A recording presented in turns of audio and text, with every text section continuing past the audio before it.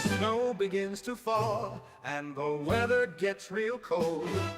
The decorations are hung real tall and people get really bold. But there's one thing I'd like to say as we get near that special day. While everyone has all that cheer, I really just need a beer. Because you all drive me nuts at Christmas, all your lights and lists. You all fake lots of cheer, on my face you put a sneer. If there's one thing I want as it gets near, just please leave me alone this year. You all hang your lights, it just makes me wanna fight. The laughter and the joy, I just wanna break all the toys. You all fake that happiness, you think you know what's best. Christmas songs give me gas, I wish I could get a pass. Because you all drive me nuts at Christmas, all your lights and lists. You all fake lots of cheer, on my face you put a sneer. If there's one thing I want as it gets near, just please leave me alone this year.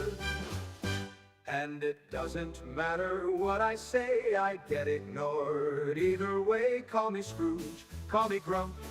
You all can kiss my rump, because you all drive me nuts at Christmas, all your lights and lists. You all fake lots of cheer, on my face you put a sneer. If there's one thing I want as it gets near, just please leave me alone this year.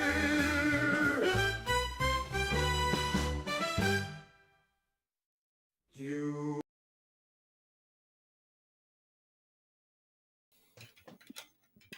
Welcome to the final episode this year of the Shadowspark Chronicles. So welcome to the dungeon for that. I can't speak tonight. How's it going, everybody? Not too so bad. Happy to be off. I hope that Crunch. Yeah. I hope that you all got your Christmas shopping done, because you're like 3 days away. So I'll be back out tomorrow to get more stuff. Wait, I thought that was next week.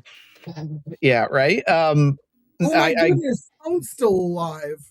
I get that, Tone. Like, even though I take off a lot of time during this time period, I was just telling Jeremy this earlier today. It's like I just don't like everything's been so busy. I feel like I just haven't had time to sit down, and I know I have. It just doesn't feel like I have, because it's just pure chaos. So, yeah, like I just hosted my parents here. I had an interesting conversation because my parents are fans of classic Christmas movies, and I like some of them. I like White Christmas and such, but I hate It's a Wonderful Life. And I was telling my mom, she's like, let's watch a Christmas movie. And I said, that's fine. I'll put on Terrifier 3.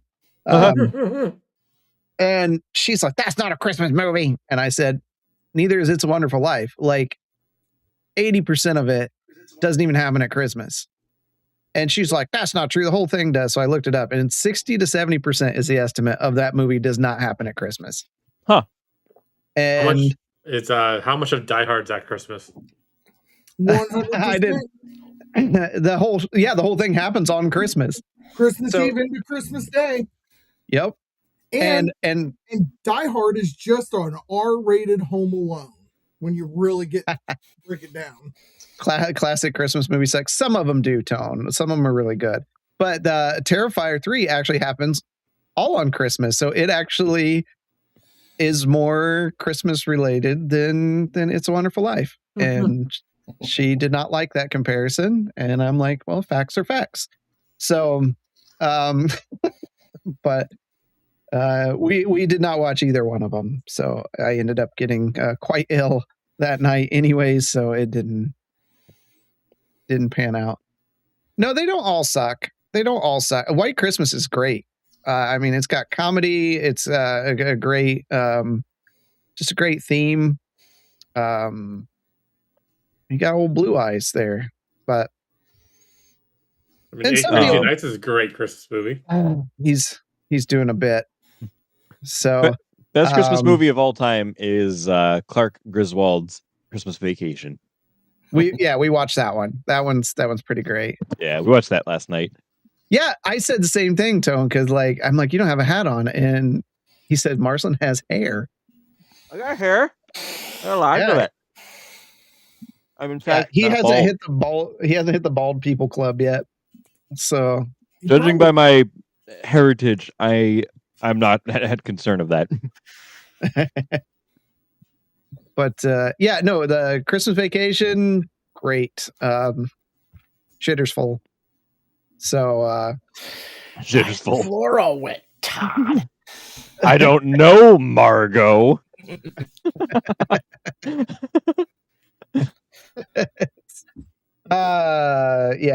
Those are the ones on there. Mike, you recently got into the debate, and Tona's around here because we had this comment, which is better, Violent Night or Fat Man, and you hadn't seen either one. I right? hadn't seen either one, so I watched Fat Man first, and then I went and watched Violent Night. I liked them both for what they actually were. Fat Man I thought was more of an action drama, as Violent Night was an action comedy. I liked them both. I liked both adaptations of it.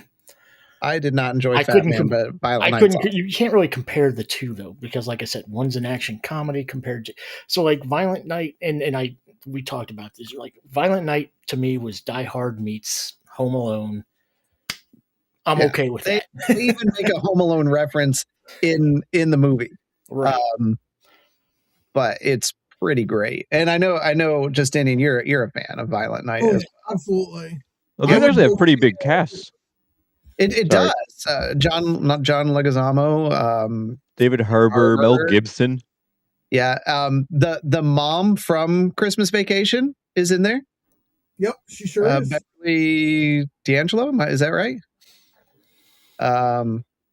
Walton Goggins is awesome, and Tone, you bring up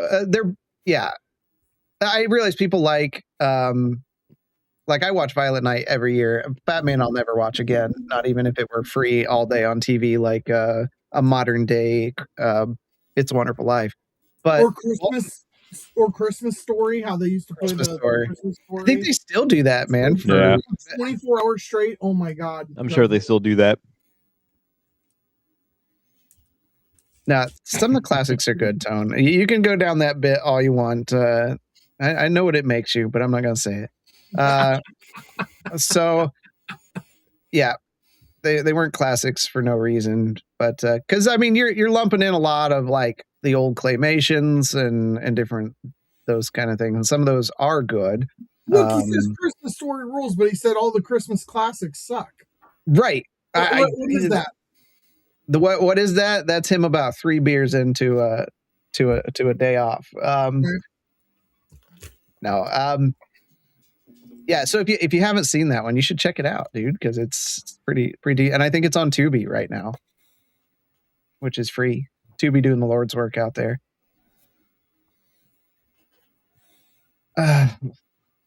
He's just gonna keep going. That's fine. We love him anyways. Yeah, we do. We love Tone and his bad opinions. Yeah, all of them. Yep. What is it? He says he's the king of what? We were talking about it in our chat. King of hot takes. He's king of hot takes. Yeah, so we understand that. Yep. But you guys got anything going on? We actually are changing up a Christmas tradition this year with what we're doing for food. But you guys doing anything interesting this week?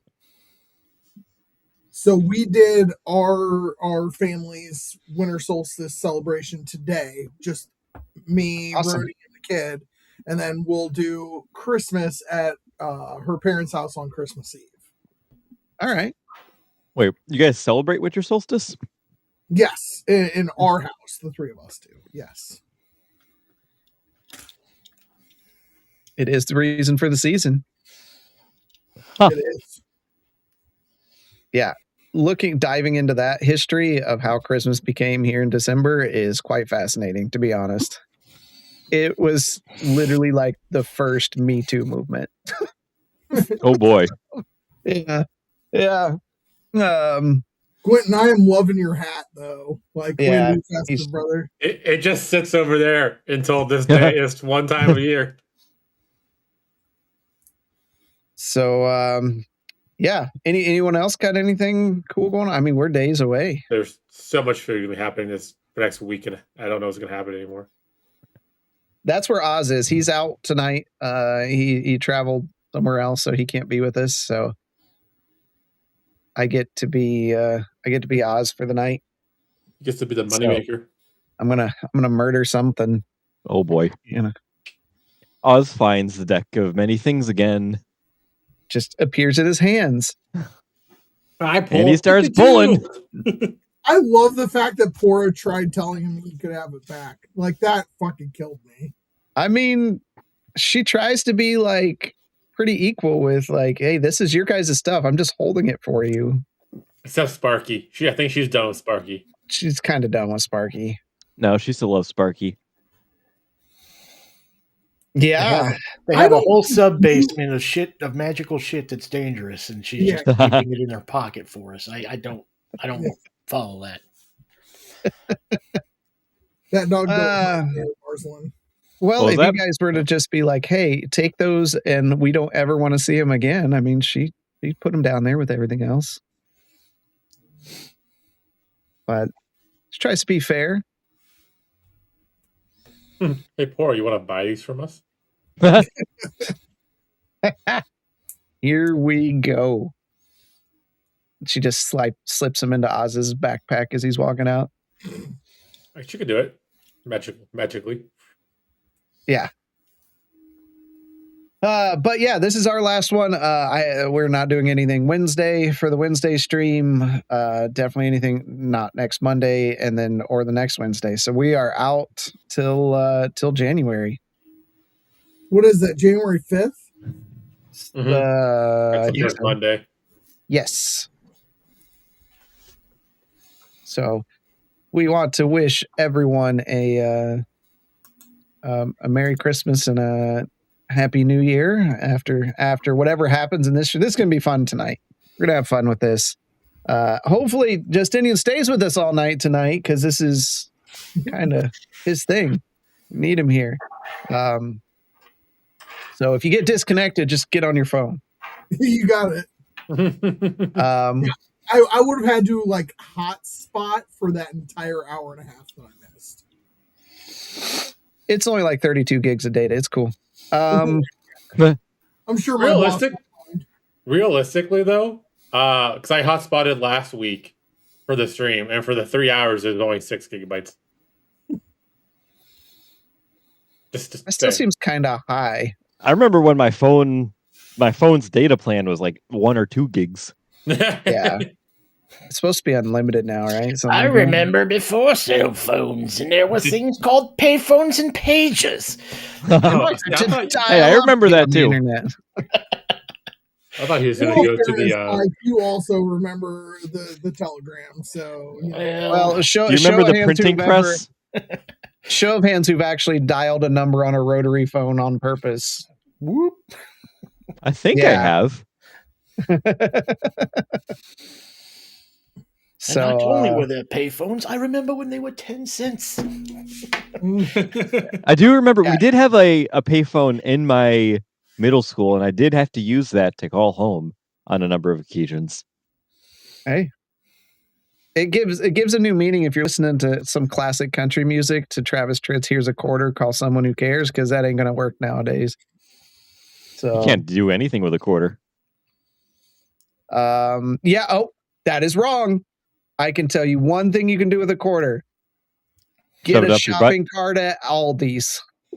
You can do that with a 3D printer. Yeah. I got heckled because I'd never really been to an Aldi's that I remembered.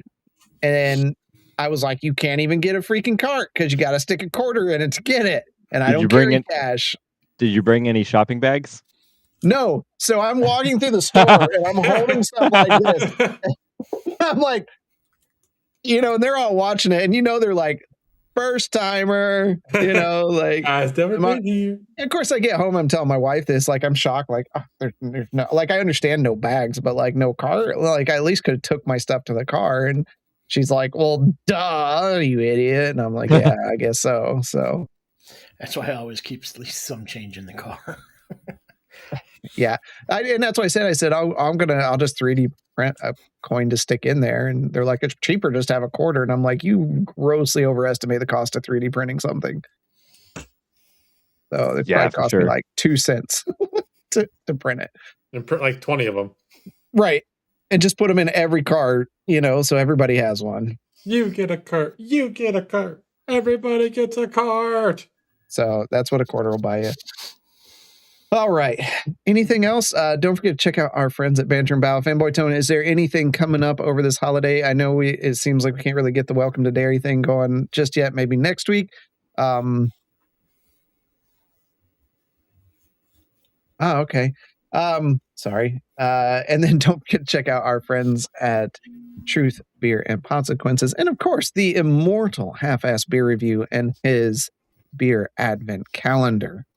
So if there's nothing else, all right, without further ado, let's get into the dungeon.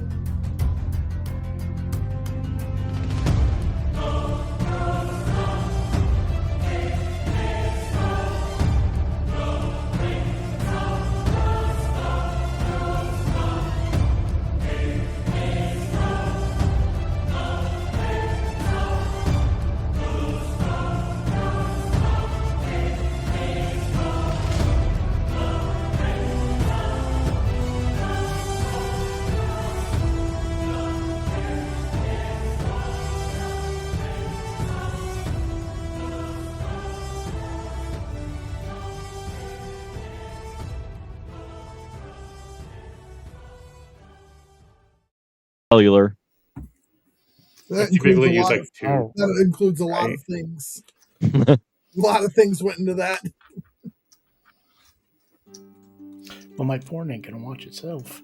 Wow! I mean, you gotta take off the Wi-Fi at work. Welcome to the dungeon. Right. Oh my gosh. Last It's real week, life, man.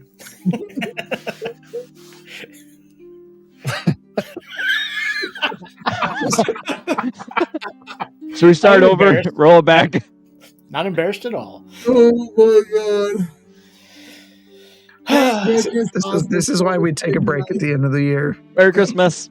Where do you think all the snow comes from? This should have just been Oh my god. episode.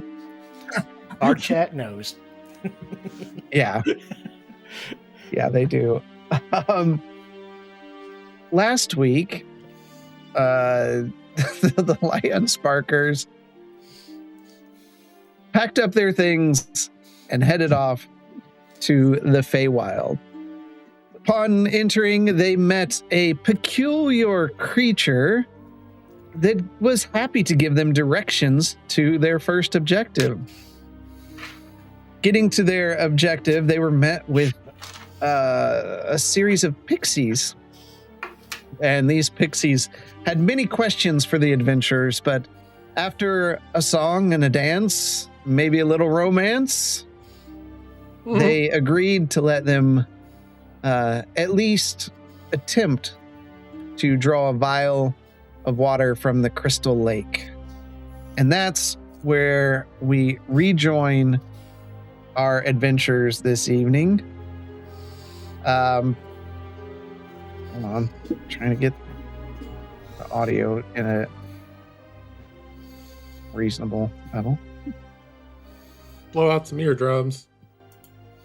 Well, that's getting attacked by a goblin.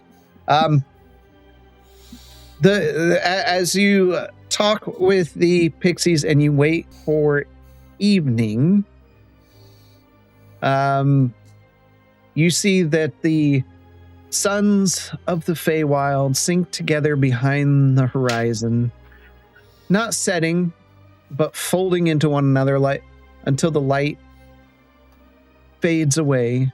The air cools, sound sharpens, and the sounds of the pixies quiet as some of them go back to their home among the trees, and you see small bits of lights as their homes are illuminated, and you feel a soft vibration humming beneath your feet.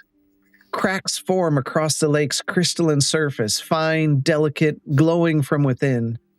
The frozen ripples tremble and shatter, then melt in slow motion. Before your eyes, the entire lake liquefies, turning from glass to flowing moonlight. Fish resume their movement as if they'd only blinked.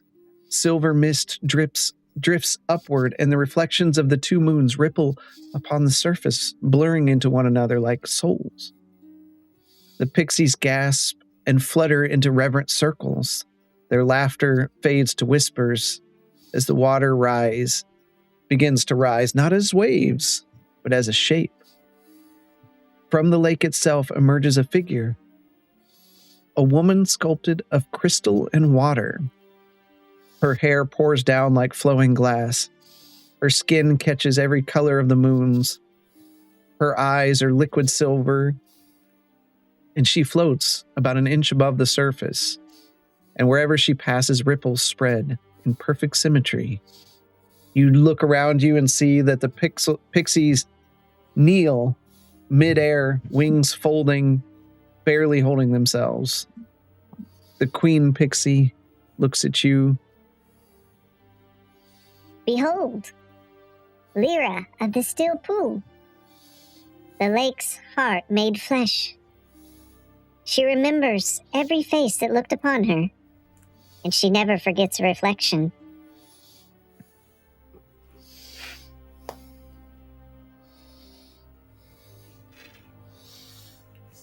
I will take a knee as well, I guess. Okay. Same. I will grab my purple cloak and bow very, very gracefully. Okay. I was hoping you were going to say sword. Jesus, Marcelin, calm down. I meant your actual. What? You're real? I'll also bow or kneel. I mean, Oz will as well. As you take a knee, she drifts over in front of you, never leaving the water itself. Mortals, you stand before memory made manifest. My surface has felt your gaze since before you were born. Why have you come to trouble the silence? I have come to reforge that which was initially made partly here in the Crystal Lake. I have come to make the Birchwood blade whole again.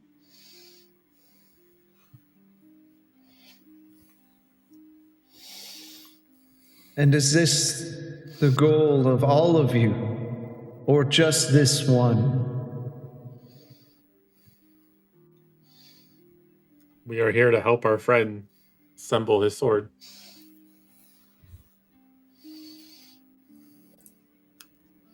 And what is it you seek completely from me? Just your permission to take a vial of these waters so that I may reforge the blade and so I may restore Ferondis's good standing till Sylvanas. Ah, the blade that once sang with life, broken by sorrow. Its pieces remember the forest's grief.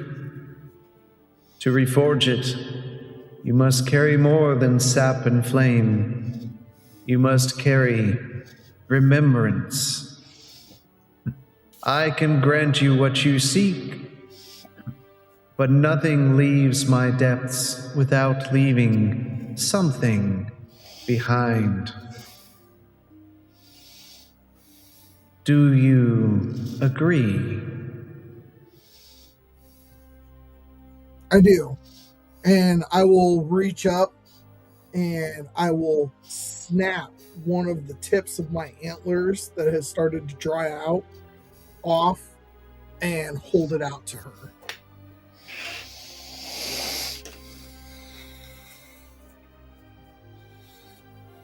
Do all of you agree?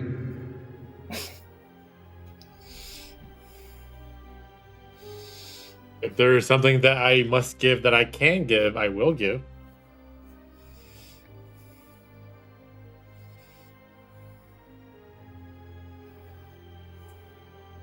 You see her nod. And all of you but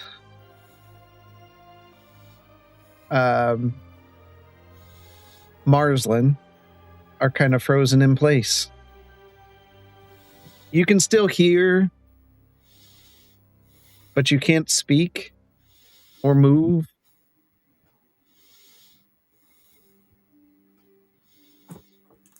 Vidalkin, we shall start with you. If so it may be.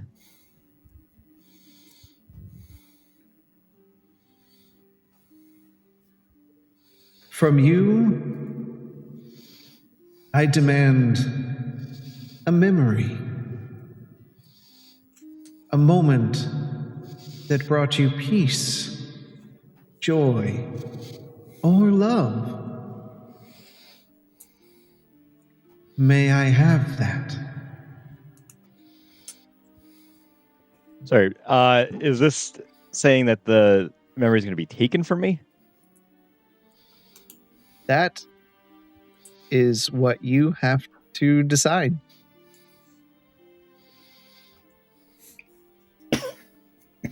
Are you asking to take the memory from me, or are you asking me to recite a memory? I am asking that you tell me, that you give me a memory that brought you peace, joy, or love. You may refuse if this is too much. No, I will allow it. In solitude with my fellow companions here. A fond memory of mine that was close to when my hometown was destroyed. Was coming home to my parents and the warm, welcoming home, covered in books and so much gold. Where we fostered learning and growth, and my dad made a home-cooked meal of Vidalkin blue waffles. Jesus Christ.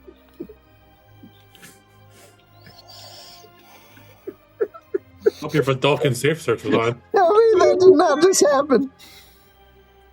Do Vidalkin does not have Google search? Don't. Let's not go any further with that. I don't know. Get your mind out of the gutter. We're just blue. We make things blue. Just...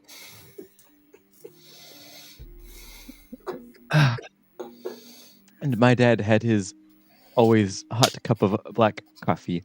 And it was a time of family togetherness. And I won't ever have that again. My house is destroyed. My dad is dead. My city is reduced to rubble. And that memory is all I have holding me to what used to be.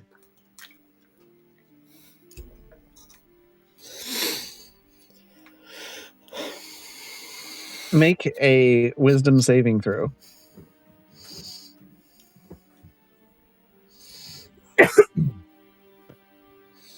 To do.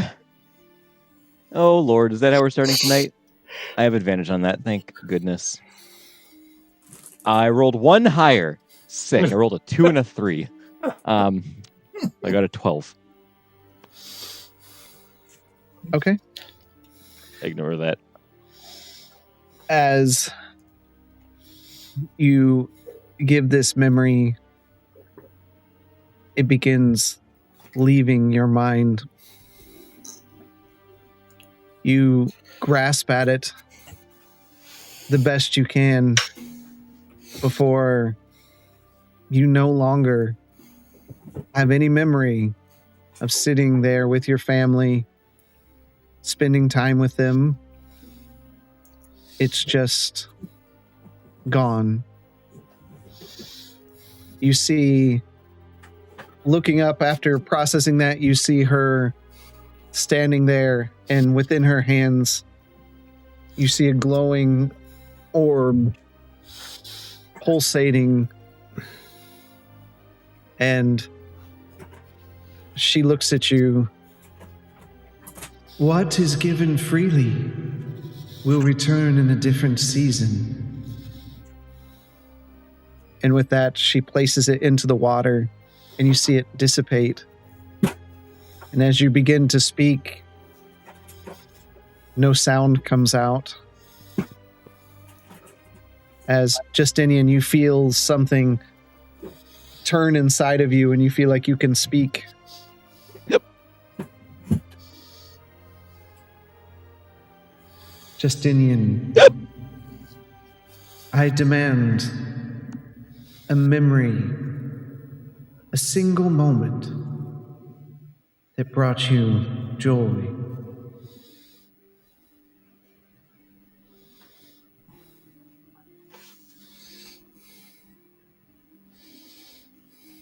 When I turned my back on the Smyrna guards and knew that they were immoral and they were impure, and even though I failed to protect the last holder of Ferondis' power,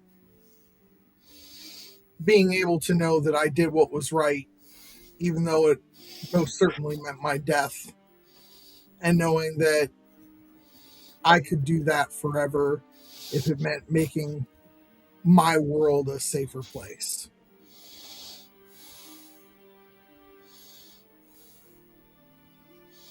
You see that memory almost leaving your mind as it forms within Lyra's hands. She places it into the water.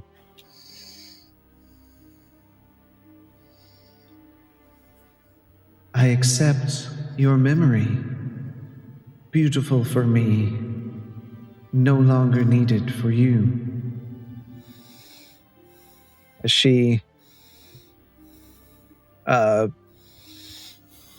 you don't even understand really what she's talking about, and that you can't remember that you were even there anymore. So I've been the holder of the sword for as long as I can remember now. Yep. Okay. And you feel your voice being restricted again as she looks over to Gwenton. Child of True Silver, will you grant me a memory? One of joy or peace?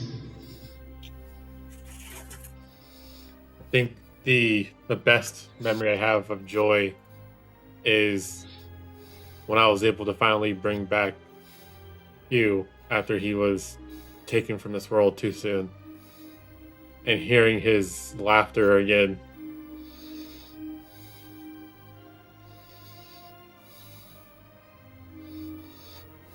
moment so deserving after such pain, one you need not think of again. As she takes it from you, placing it into the water, and you remember Hugh not being alive and you bringing him back, but it was just another day.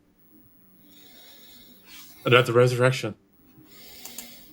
Yeah. I mean, you remember resurrecting him, you were just emotionally unbothered by it.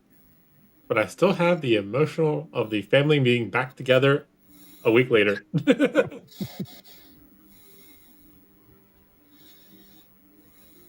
As you lose the ability to speak as well.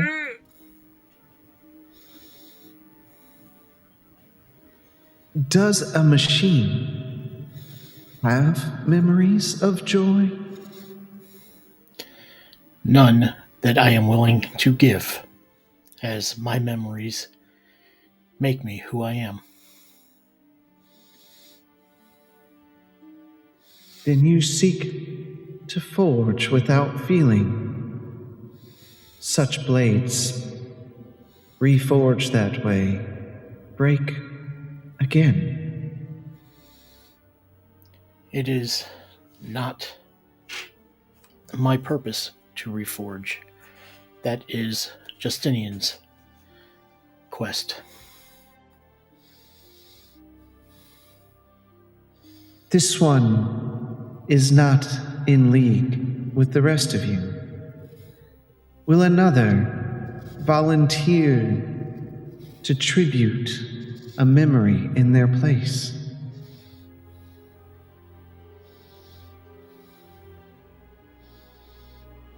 And you're all able to speak. I will give another, since it is my sacred task. Speak for this one that you know and call friend. I will give you the two people that I hold most dear. I will give you the memory of my mother and my father. All right. You, with that, she takes that. You don't remember your parents. Don't remember anything about them, where they live. All gone. As far as you can remember, you were raised, you joined the guards, and are the owner of the Birchwood Blade.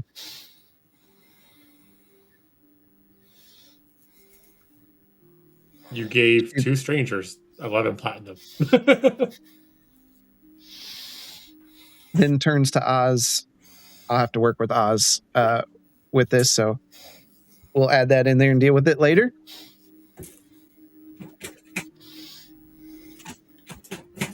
So with the final memory taken, she forms one of the rocks from the shore rises up in front of you, and you see it turn and form into a sizable vial, and it descends into the water, filling itself up, and then she forms a seal over the top that wraps around it so it doesn't spill. And it floats over to you, Justinian, and you place your hand and take the vial. And she says, "The Birchwood Blade waits for those who remember what they've forgotten. Keep these waters safe, for they will remember you." She then slowly sinks, leaving only concentric ripples in the water. And almost in unison, the pixies resume chatter as if nothing ever happened. They begin laughing and darting across the water. You look above and the moons glow brighter as you can now free to move about and proceed. Did we need to get a blessing from her on this too, or is that the triad thing we're going to next? And weren't we supposed to ask her about the triad?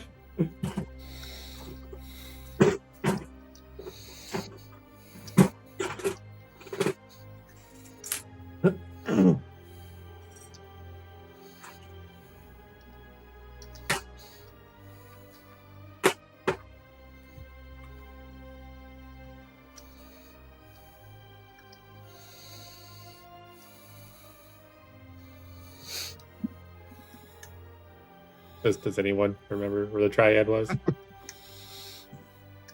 Nope, not this guy. We asked the Pixie 3 questions, and I think we were going to ask this chick whatever, but obviously she didn't want to talk. Right?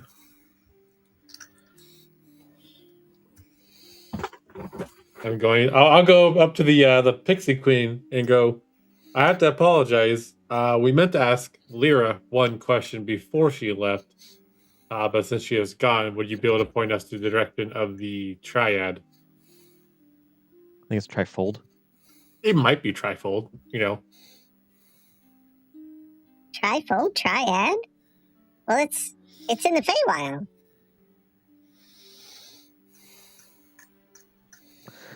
Okay. Everyone knows where that is. You just go. Just believe you're going to a trifold and it magically works. Well, you have to head the right direction. And if one was to head the wrong direction, which way wouldn't they go? Oh, it could be many directions. Could be east. Could be south. Maybe southwest. Not sure. We just go.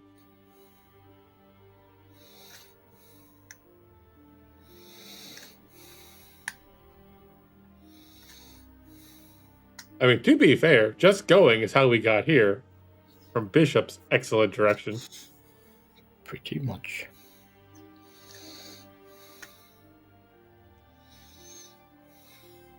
Yeah, I say we just head that way.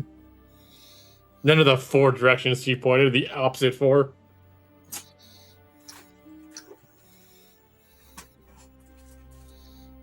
Oz says, it's awful. What about the one who led us here?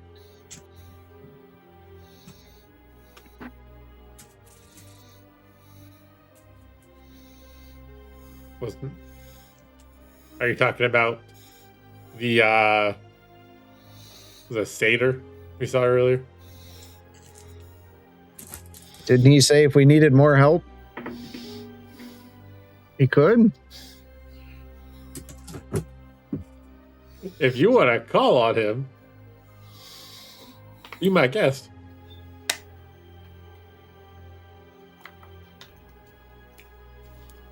Do you not want him back?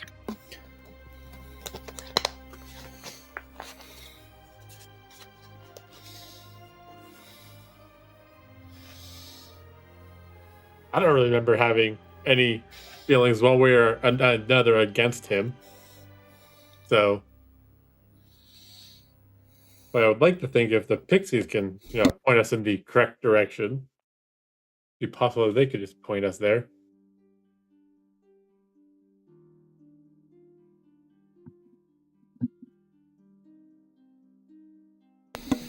Obviously, they can't.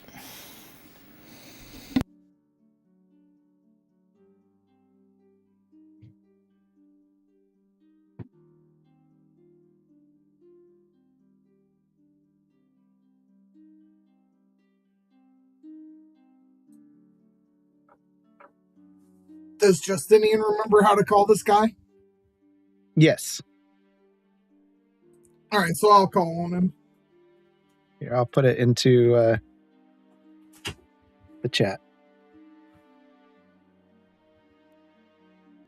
I think you put in the chat last time, didn't you? I did, but I'm just making sure no one forgets.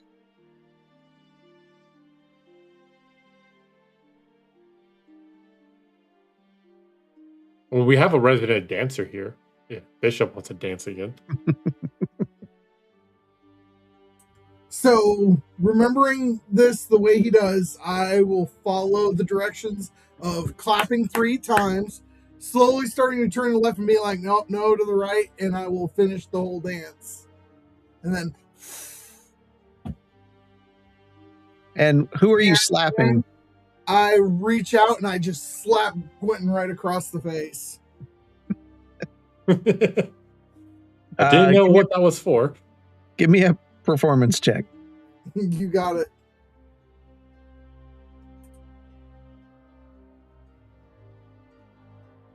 That is a 22. Okay.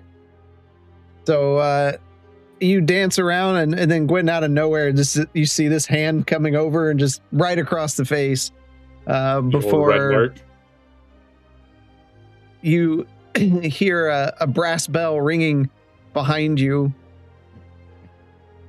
Oof! Ooh! Bah! Oh, hello! Marvelous ritual work! I haven't seen dancing that wonderfully offensive since the last great troll coalition. So, you call, you summoned, you gyrated. What can your good friend Bramblebuck do for you today? Quentin, which direction do we need to go again? Towards the trifold chorus. Now that we have the water from the lake. Could you very kindly point us in that direction, good sir?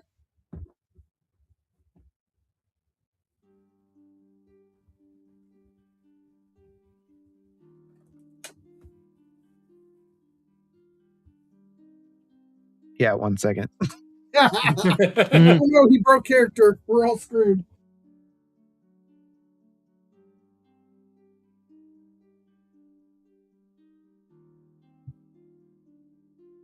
The trifold circuit chorus, the word sisters, the tri-spirits of trick, truth, and tremendously bad tempers. Oh no. You see him rubbing his hands together. You'll need directions. Right. First follow the path until it disagrees with you.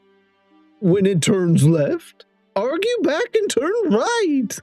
The path respects confidence. Next, when you hear giggling, keep walking. When you hear weeping, slow down. When you hear both, congratulations, you're halfway. You'll come to a field of floating stones. Step only on the stones that bob in rhythm with your heartbeat. If you don't know your heartbeat, wing it. Then you'll find a signpost with arrows pointing in every possible direction. Choose the arrow that is pointing directly at you. The last stretch is a forest where every tree tells the truth, except for one. Ask each tree where the 3 spirits are.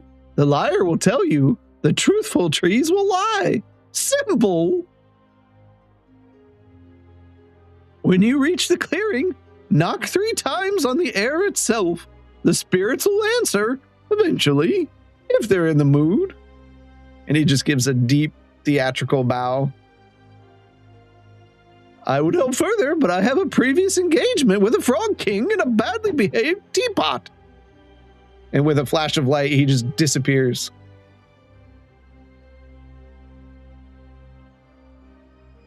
You're muted. Oh man, I was planning on tipping that guy a wooden nickel, but he's gone already.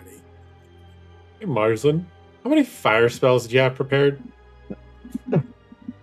A handful. 'Cause I'm starting to hate this place. Let's see, I got Firebolt, and I got Fireball. I think... Wait. Can it...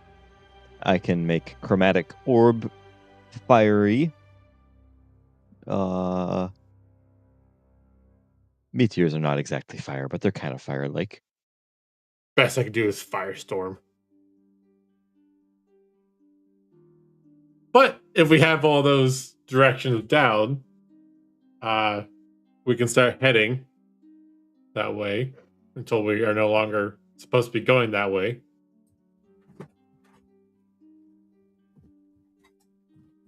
And then there's time where we got to speed up, time where we got to slow down, time we got to skip to our own heartbeat, which is going to be real fun for Bishop. If it's on water, we can make it easier, though. All right.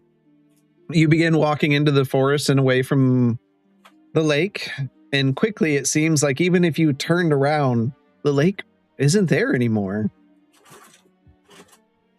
So you continue on foot. Group hallucinations. Everything here is a hallucination.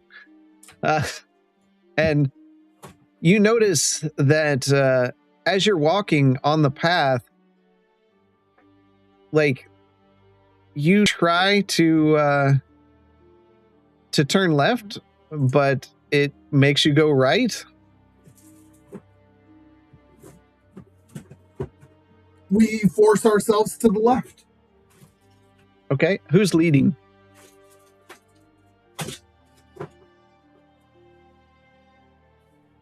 I guess that would be me. Yeah, I guess that would be me. And I'll just, anytime I get confused, I'll turn back to Quentin and look and be like, is this right? I'm supposed to go left, right? East. So how are you going to try to navigate this path? So I don't understand the question. Okay, like, that's fair. It's supposed to fork, right? According to what he said, it's supposed to start turning, and then I'm supposed to take it the opposite direction. So right. So I'm going to put my back to the way it's supposed to go and walk in that direction. Or something like physically, magically stop. So you're gonna like walk backwards almost. Yes. Okay. Give me a deception check. Okay.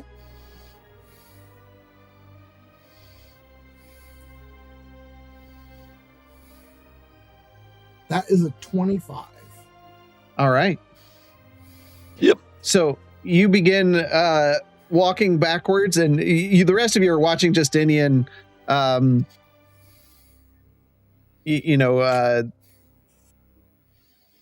stepping backwards through these. And he's just kind of sliding back and forth, and you're just following his movements.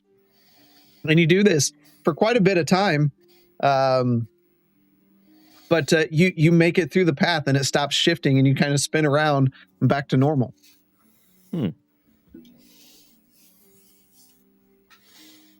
Anyone else feeling dizzy from that path? I hate this place. I'm telling you. On Earth. Fire is looking more and more appealing. I think Jade might have been onto something.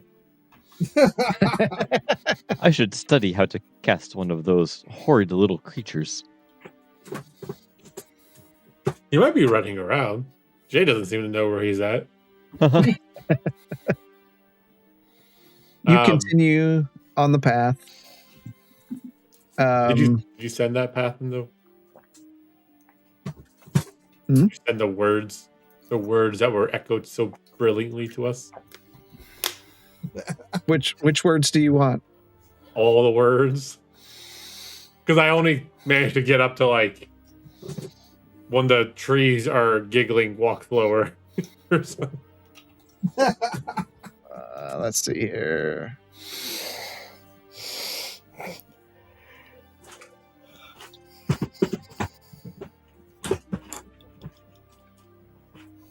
There's the words. There you go. There's the words. All right.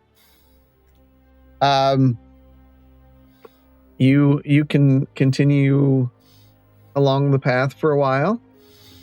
Can everyone just roll a d20 for me? Depends. Is it going to be something bad? Like I've very pretty. DM ever done anything bad to us? Right. I've been Every nothing session? but good. Wow, those rolls are great, guys. I just want to really. Did we get 1, 2, and 3? Yeah. Wow. I don't know. Let A me. 1, We got 1, 2, and 3. 2 nat ones. What the hell? 1, 2, and 3. Collectively, we got a 7. Out of 5 D20 rolls, we barely made it over 5. Oz rolled an 11. Okay. Carried.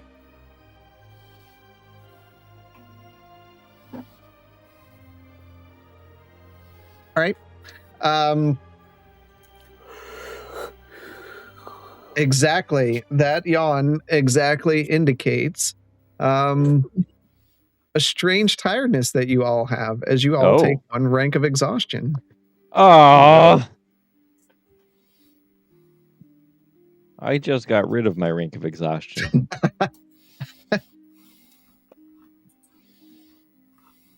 Does anybody...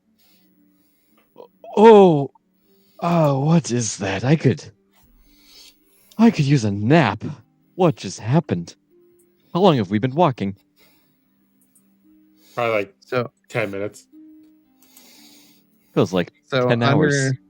Under the new conditions, -2 to any D20 tests and -5 feet to speed.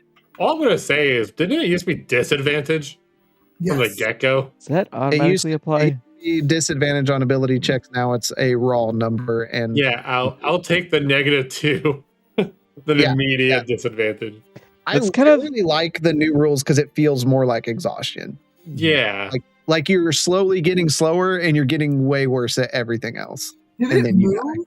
Did exhaustion move? I can't. It's under conditions. It's still right, there, but you need to scroll under your way down.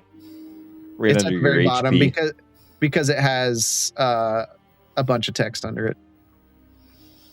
It's kind of annoying that they don't automatically apply the exhaustion. Yes, it is. Oh, tonight's gonna be a great night. I am still not finding it. Oh, conditions. There it is. Add active conditions. Got it. So you come up to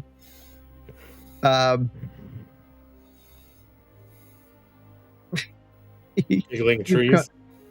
You come up to a giant ravine and a massive valley below you into what looks like some kind of lake. Even if you were to look at it, the water looks like the Crystal Lake, but it can't be the Crystal Lake because it was in an open clearing. And floating between you for the path, you see stones just hovering, bobbing at random. Guys, how did we get past the trees? With confidence. What is happening out here? That's just a path. All right. So I'm going to place my hand over my heart and start feeling for my heartbeat and then watching the stones in unison to see if any of them do match up. Okay. You watch them. Give me, and then are you going to, once you get that, are you just going to go for jumping across? Yeah. After I tell the guys to feel for their own heartbeats. Okay. All right. You can give me a perception check first. Okay. This place defies all logic. I don't know how to make a map of it. I rolled two nat ones. That was you guys are amazing tonight. Yay, virtual dice. Ones in a row. Like what? Okay. Now give me you can give me acrobatics or the athletics to cross. All right. How far so apart? That'd be a 15 with exhaustion. The ravine looks like it's maybe 120 to 150 feet. I think we're all gonna die. That looks like it's a giant drop, right? I think you're right. Yep.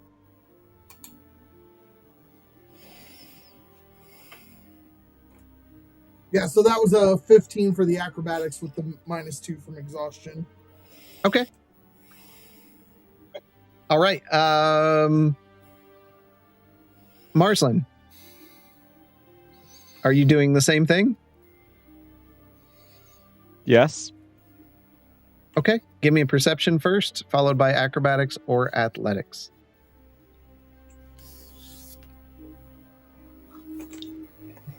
Where is? Yeah, I'm gonna do that. -2 from that, right? Yep. So 7. Give me a perception as well.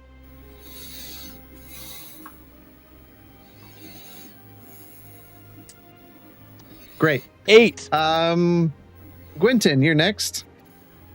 Okay, Perception and first. then acrobatics or athletics. Your This choice. is going great. Yeah, this dice rolls. 16. 16. Yep. Nice. And then acrobatics or athletics. Yep. Your choice. That is 9. All right. Bishop. Now, Bishop doesn't have a heartbeat, so I would say perception on watching where everyone else is going. Pick a person that you want to follow. Okay, I guess I will go with Quentin. Okay. And then give me an acrobatics.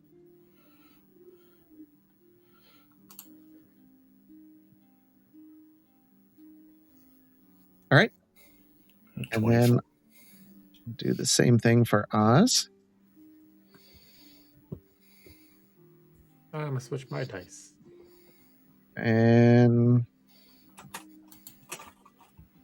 Oz got a natural 20 on his athletics. Nice. All right. So you all begin leaping in a line on these stones. And the first thing you see is you see Justinian leap and falls. And you hear splash. And he only fell down like a foot. Yeah. And then you see Marslin leap forward and splash. Ah! Followed by Gwynton, splash. Are we all drunk? And then you see Bishop just like boink, boink, boink, boink, boink, the best he can across. And Oz is just jumping like multiple stones, bloom, and then up to the next one, up to the next one. You all are sitting in this chest-high water. When you look down, it looks like you're floating in air above this river, but you're in water. And some of it like got into your mouth, and you just get this taste of like lavender and regret. Regret? Oh, that's so accurate. Somebody do the Tide Pod challenge. And you stand up and you can literally just walk to the other side. Walking over. And Head down in shape. Be right back. This place is so confusing. All right. And you find yourself back on the Can I? yeah, go ahead. This is very dumb. Can I cast Mage Hand and then have it kind of like whoosh, whoosh, whoosh, whoosh, whoosh, whoosh, whoosh, swish the water away in front of me to create like a path to walk down? Yeah, if you wanted to. Yeah. I'm gonna do that. Okay. Yeah, so you just got this little hand. Just yeah. And you follow that until you're all on land. Bishop, do you say anything to these people who smell of flowers? I don't smell them, so. Oh yeah, you can't smell them, so it doesn't matter. All right. You continue walking down the path, and suddenly you find yourself walking through this grove that just seems, it's so thick that you can't push through. You can't walk around them. There's so many trees, and they're just tree to tree to tree to tree to tree. And it's assumes you're at a dead end before you hear, "Who enters our grove?"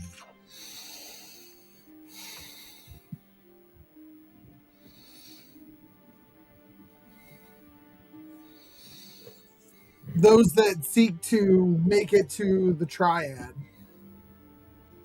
Right? That Quentin, the triad? No, it is the trifold The chorus. trifold, yeah. Those that seek to make it to the trifold. One must travel to the east to reach the trifold. East? It's not east. You have to go northeast. You know it's northeast. It's not east at all. I think it's west. It's definitely west. These It's voices not are west. disturbing. It's definitely south. It's not south. They just came from the south. They didn't come from the south. They came from the north.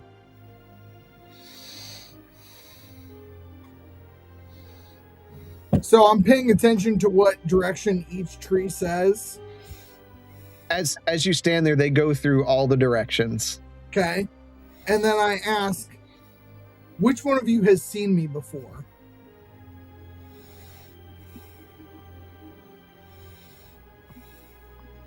Well, I've seen you before.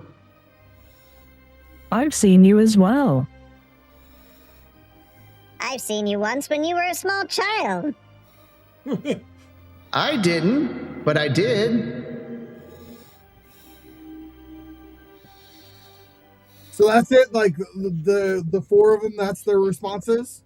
They all start saying the same thing. Well, that's weird. Only one said they hadn't seen me before, Quentin. So that was my guess as to who we should follow their direction. What do you think? He also said, I didn't, but I did. Right? Right. That is what he said. Right, but that's because of, I think, the time loop in the Feywild. Oh, I see what you mean. Because even if I come back in the future, to him that might be the past. Why are we always in time loops or time dilations? So I don't know. What do you think? I'll allow. Okay, go ahead. I think this place is ridiculous.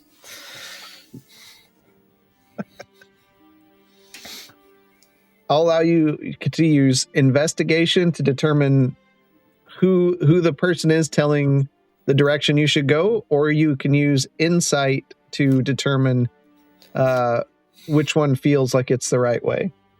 Your choice. I mean, we were told to ask each tree where the three spirits are.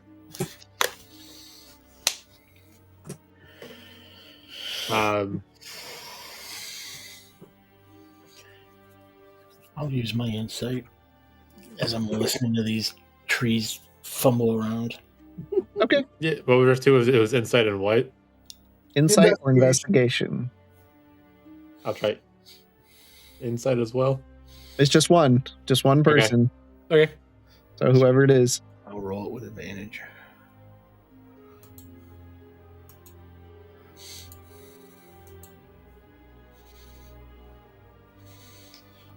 So 27. Okay.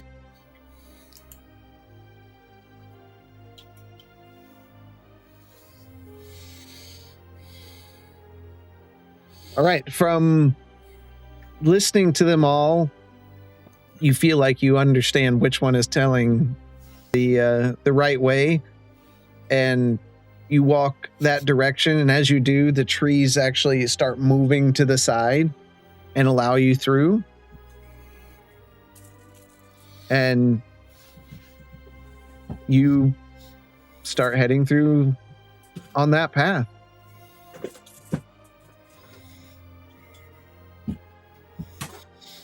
And you're on the path for a while. Sometimes you go around, sometimes you go back, sometimes you go forward. Eventually, you come into an empty circle between a grove of trees. The moon shines directly on the circle, almost like a spotlight.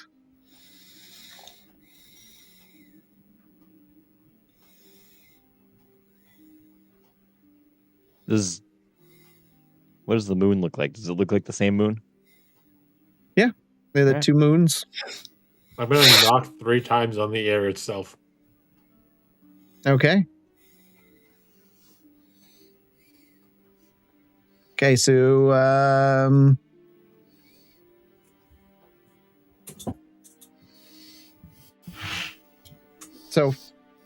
there are each of you doing this. Each of you can knock using Arcana, Perception, or Sleight of Hand. Your choice. Perception. Do Arcana. Perception. 22. Okay.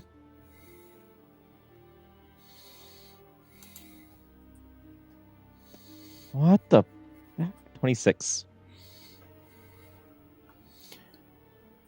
5. Philip.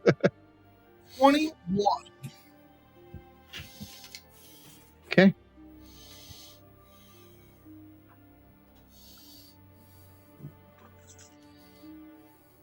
You all start knocking into the air, just moving your hand around. And at one point you hear just a light giggle. And the forest suddenly falls silent. No creature noises, no rustling of leaves, just silence. And before you, you start seeing these fireflies like whipping around, and they form into the shape of 3 creatures before you. One is tall and masked, wrapped in leaves that change shape every second. One is small, perched atop a stone, just with a smug look on their face. And the other is half transparent, fading at the edges, like a person halfway between being in a dream and awake. They turn to face you in perfect unison. Nope.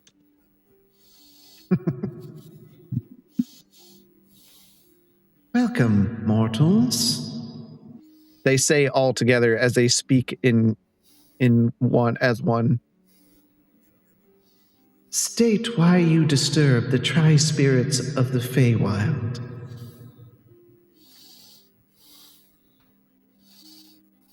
We seek the materials to reforge the birchwood blade.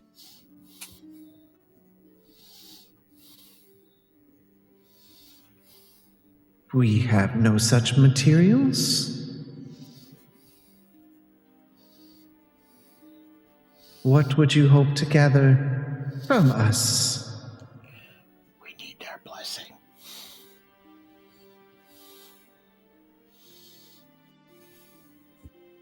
We need but your blessing to reforge the blade. We have the 3 pieces that were shattered. We have the water from the crystal lake.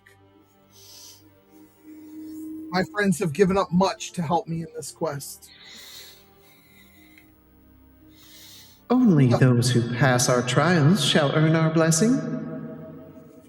The masked one speaks softly. Fail, and the vial becomes cursed. The smaller one on the stone grins. Or explodes, of explosions. The dreamlike one whispers, or turns into a memory you never made.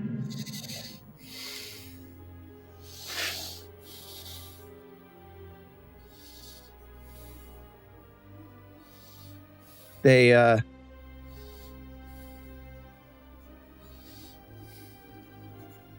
as they're before you, two of them begin laughing and disappear, and the only one left is the one with the mask and the shifting leaves standing before you. She drifts over in front of the party. I am Lyra of Trick and Tumble. Solve my riddle, or lose something you didn't know you brought with you.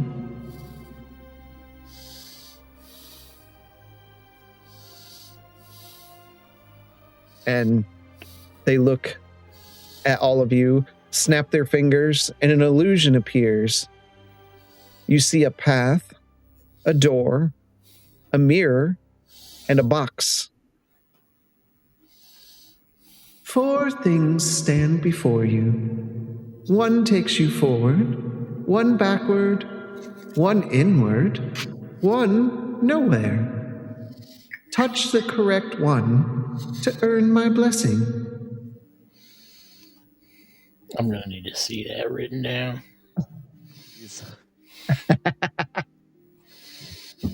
That's fine.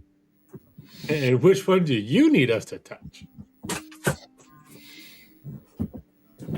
Right? Like, just because we might solve the riddle of what each 4 of them are direction-wise doesn't mean we're touching the one that they want us to touch. Yeah. It goes beyond riddle into dickhead territory right there. Try to tell you guys I had too much fun with this one.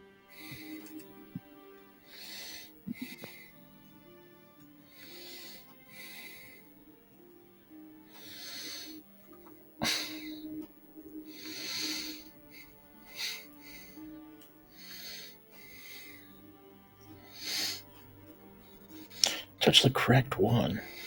You didn't ask us to pick.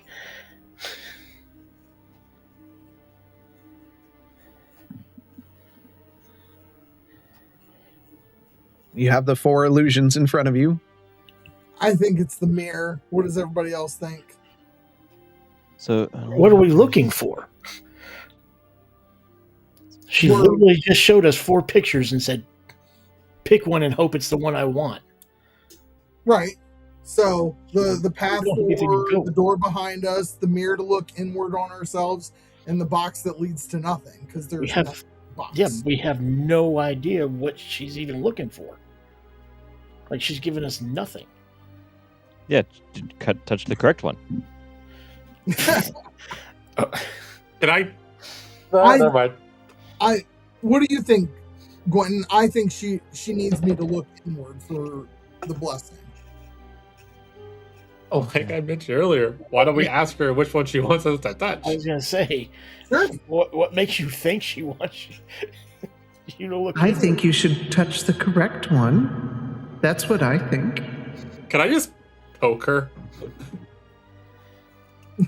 Sure, yeah. Touch the right one.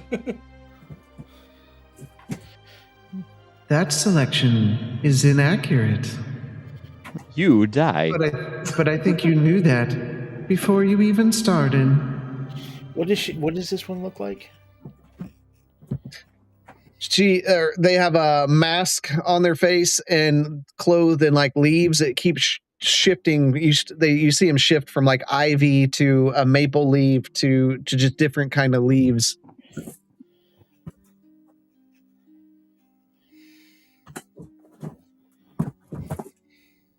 But while I'm wonderful, I am not evil. I won't count that as your choice this time. Though I'm always the correct choice. See? I picked the right one. And you see her wink at you, Quentin.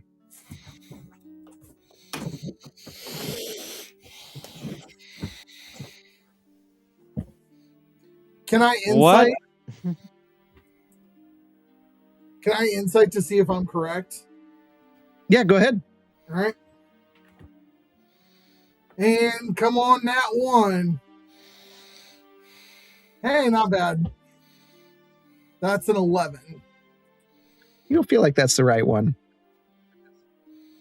I do or don't? You do not. Okay, so you don't think the mirror is the right one. So the mirror's not the correct one. Insight check every single one. Well, I would imagine that's my one. You know what I mean? That's the the group. Is she looking like specifically at one of the items when she kept saying the correct one? Or No, she's looking around? She's looking at you guys.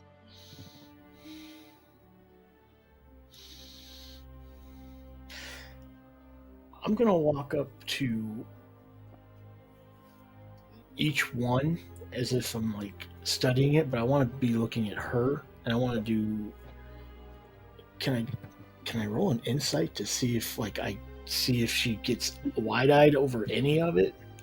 Yeah, you can incite her to see if she has a reaction.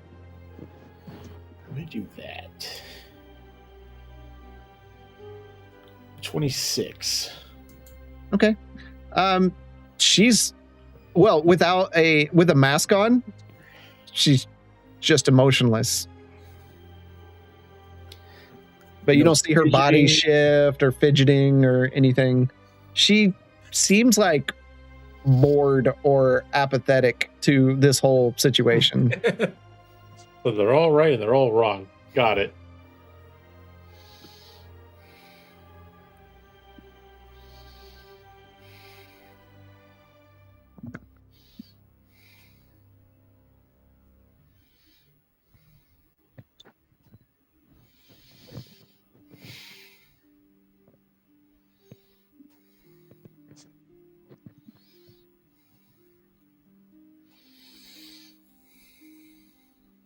You know, I'm pretty positive we're overthinking this as always.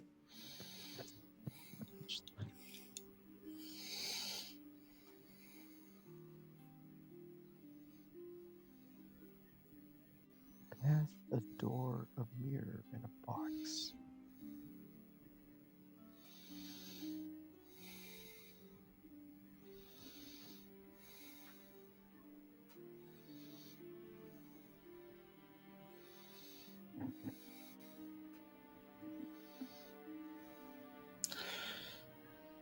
If I'm going to go with any guess, I'm going to go with the path, because you're on a path to get the sword done.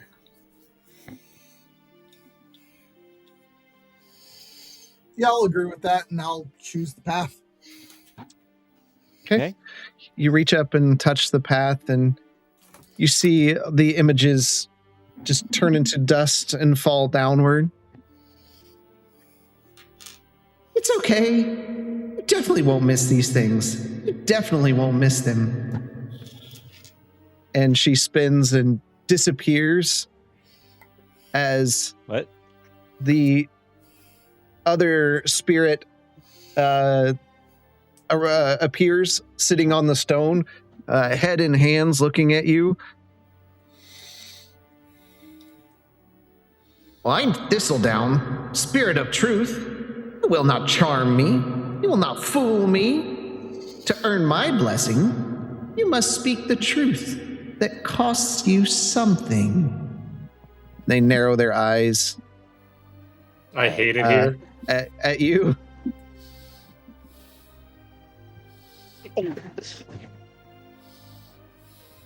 And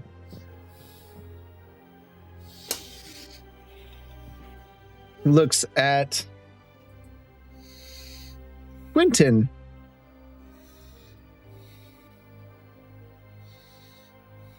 You, the dwarf. Give me a truthful answer. Give me a fear, a regret, a weakness, a promise you failed to keep. Maybe a secret. Well, it's not a secret that I feel regret and I failed to save my friend from the statue. Because I'm the reason he was drifting in the astral sea for 7 months. All because I was trying to put it in a bag without thinking the consequences of how heavy the item could be.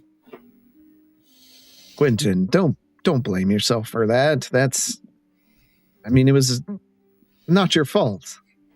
It's the truth, though. I'm the one who put you in the bag. I'm the one who made a promise to come and get you. And I failed at that.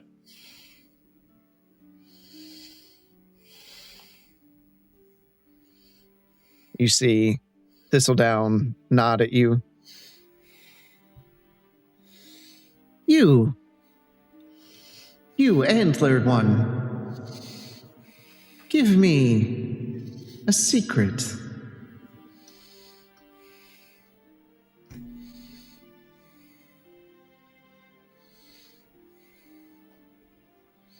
I would see these men that are with me happy and at peace, even if it meant I would never rest again.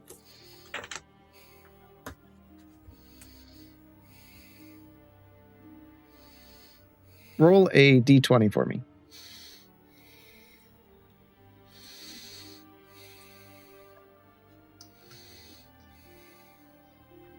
Nine.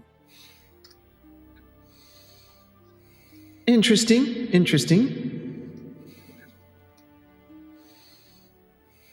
You, creature of man,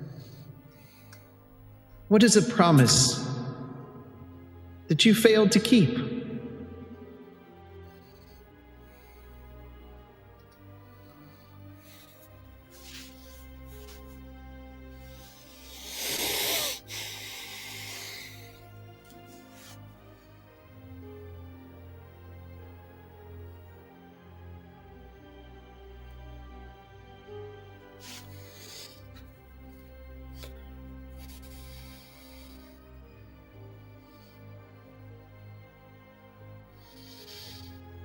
Out of character, I don't think I've ever made a promise I haven't.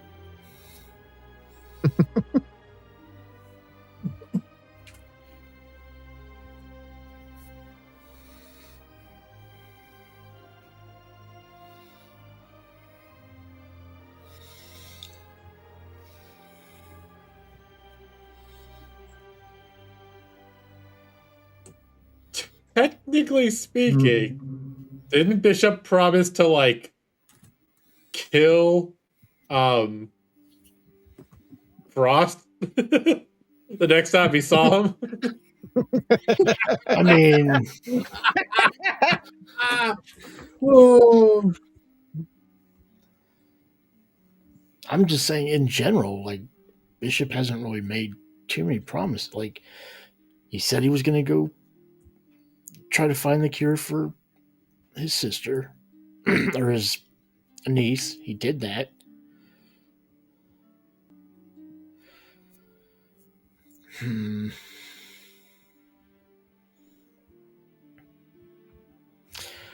I will. The only one I can think of right now is what's the preacher's name in Parents Falling? Oh, I could dig that, but I get what you're saying. That I have not been able to bring him to justice. And I promised that I would, one way or the other. It's the only thing I can think of off the top of my head. It's interesting. I see glimmers of a soul within you. Thanks. And Vidalkin. Let's see, what do I want? Nothing. Roll a d10. Oh boy.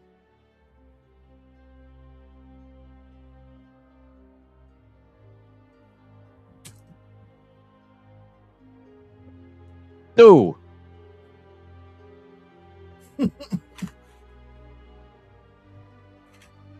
Vidalkin, What is your greatest regret with joining this group of people?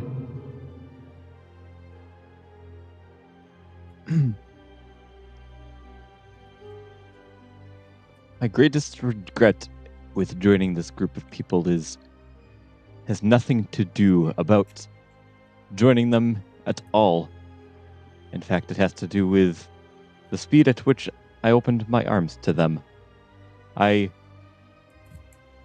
failed a test of judgment early on in our path together, because I realized I valued the wrong things. But that has since changed.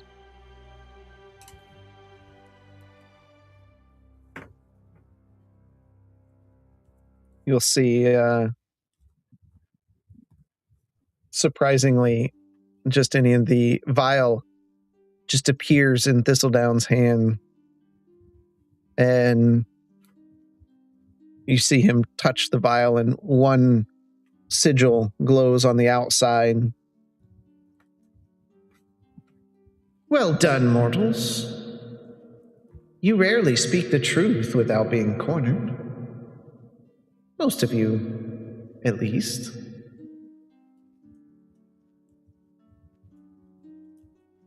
As that spirit disappears, you see the mist-like spirit appear before you, flickering like she's there but not there. I am Mora, spirit of dream. I ask not what you are, but what you wish you could be.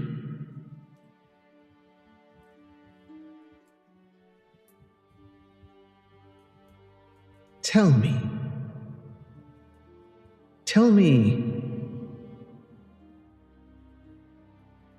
you, one with the antlers of the creatures of the Fae, give me a version of yourself that you hide. I wish I could be powerful enough to protect the entire world from the evil that is coming and spare my friends having to fight that battle.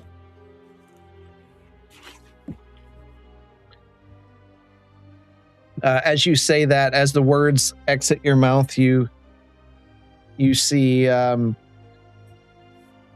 the image of you like on the battlefield not being able to do that, and you're all having to watch that just play out in front of you. Justinian, make a wisdom save.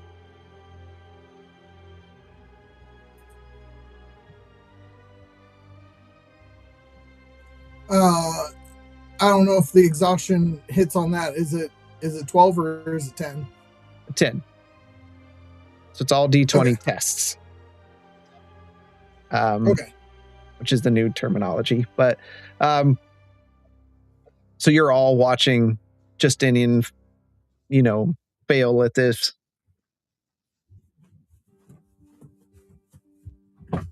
As I'm seeing it myself, I will literally drop to my knees and put my hands in the earth and start crying.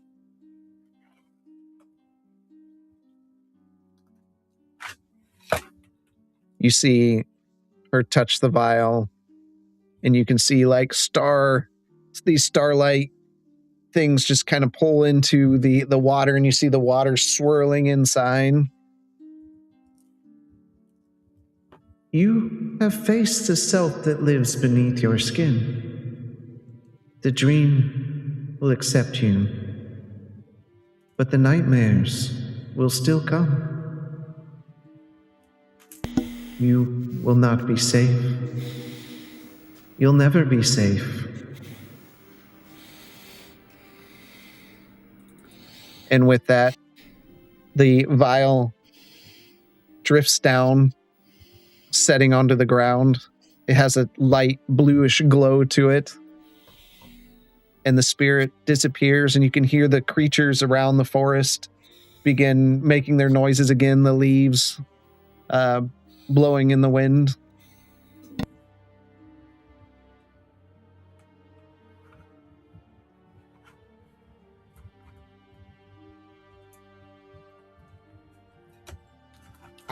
I'm wrecked. Justinian is on the ground still, just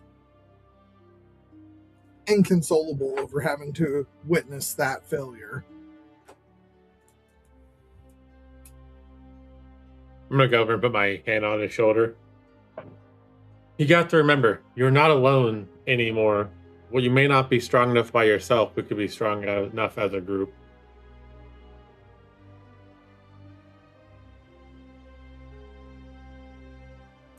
I just, having seen how much you all have already lost, and then especially in yours and Bishop's case, seeing how much you both still have to lose if we don't do this, I don't want to fail you guys. I don't want to be the reason why the Shadow Spark curse continues on.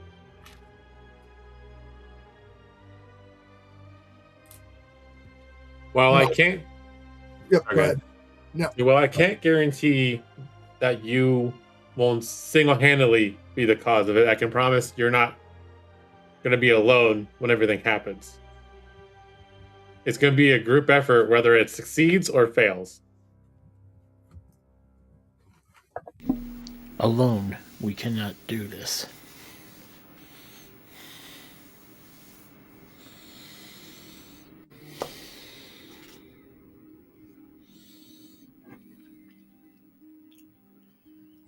I hope we have the strength to do what it takes when the time comes. And I pick up the vial and I will stash it in the pouch that I'm keeping the other two pieces of the birchwood blade in. Okay.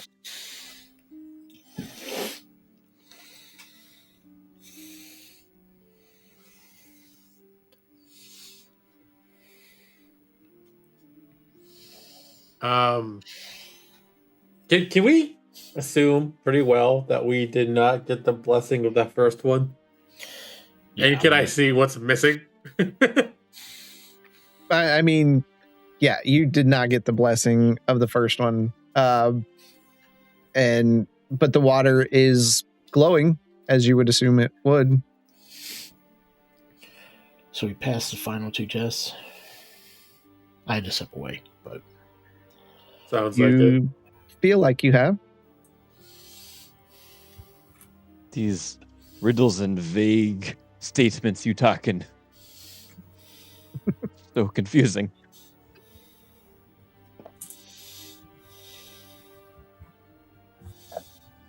Didn't we get told we don't need blessings from 3 individuals, those 3 like races in the Fae? I don't remember, it was so long ago. I say Justinian has all that information, right? What we need. Justinian does. However, the player playing Justinian. Save you time. You're good. Okay. We believe we're good. Yes. So now, I know we need the Dragon's Fire, but isn't that in the forge itself? No, I believe it's what we need to start the forge.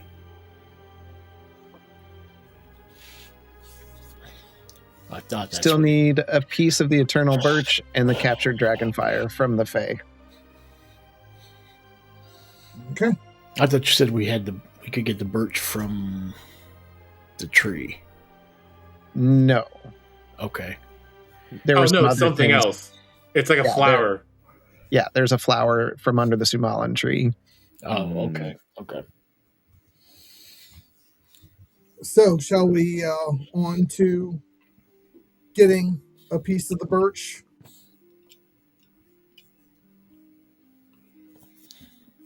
If you know the direction of the birch, let's go.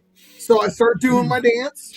I prep to get slapped again. And then this time, whack right across Bishop's face. Bishop, in response? You take 1d8.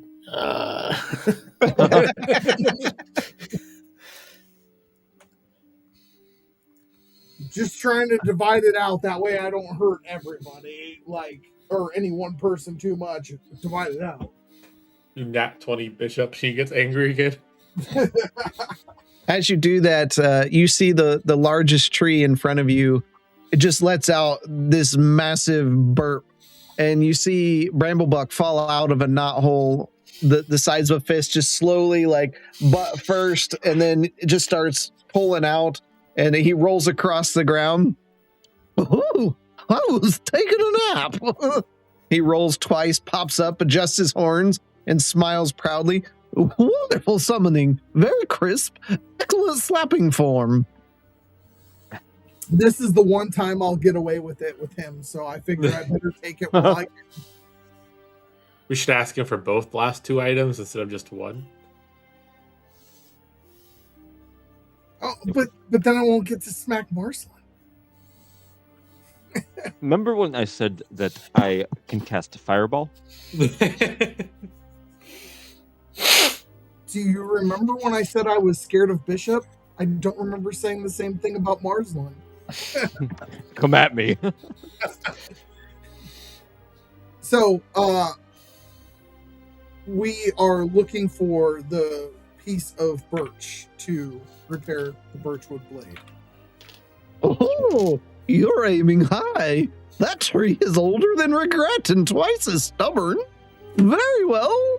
I shall not take you there, for the path is capricious and easily offended. But I can tell you how to get lost perfectly, enough that it finds you. Right, I mean first things left. Take the path that looks like it doesn't want to be a path. The one that curves away from your eyes when you stare at it too hard. Follow it until you hear the sound of 3 squirrels arguing about tax policy. Very important. At the fork in the road, take the third option. Yes, the one that isn't visibly there. Close your eyes, walk sideways, and trust your feet. If you trip, that means you did it correctly. You're following what I'm saying, aren't you? He just looks at you. How long will they be arguing about tax policy? Is it an interesting conversation? I would love to eavesdrop for a little bit if everybody's okay with that. This seems to have gone on for eternity, but also very short. Marceline, we could have been here for days already if you remember our trip to Mechanus. And your point? As he's eating popcorn. Right.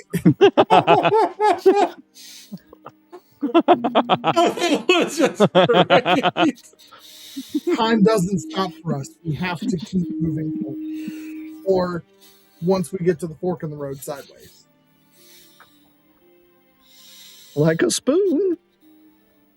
Well then, when the trees start whispering things like turn back or your shoes are dumb, you're getting close. Whisper a compliment back. Trees love flattery. Next, if you see a goblin wearing a hat, ignore him. But if you see a hat wearing a frog, you must ask it for a blessing. The distinction is subtle, but fate hinges on it. Finally, when you smell cinnamon, regret, and wet dog at the same time, you'll reach the clearing. The eternal birch will be waiting. Don't bow. It hates bowing. Do a little curtsy instead. Preferably a twirl. Simple. Follow that exactly and you'll be there in no time. Or sometime. Possibly all the time. He claps Marzen on the shoulder. Don't worry, the forest likes you. Mostly.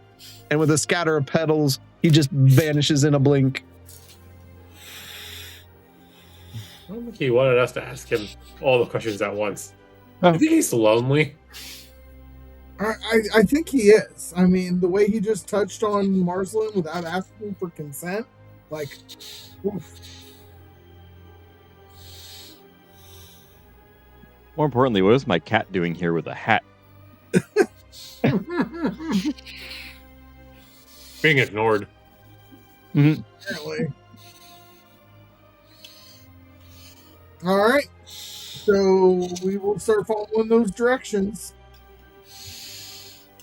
Are we getting them downloaded to us? Oh, yeah, I can do that.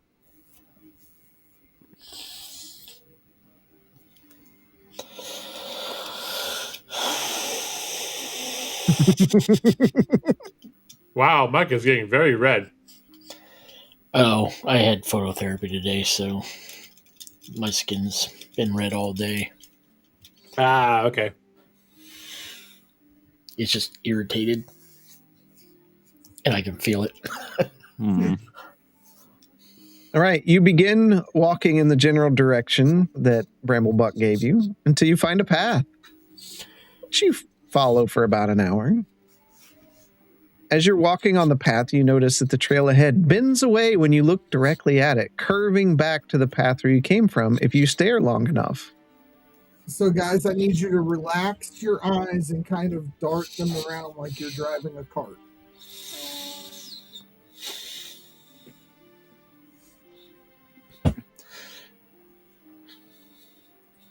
Bishop's just standing there, stoic, looking in one direction. I would like to cast my spectral mind. I want to see if the path does the same trippiness if I'm observing through the orb. It does. Okay. Interesting.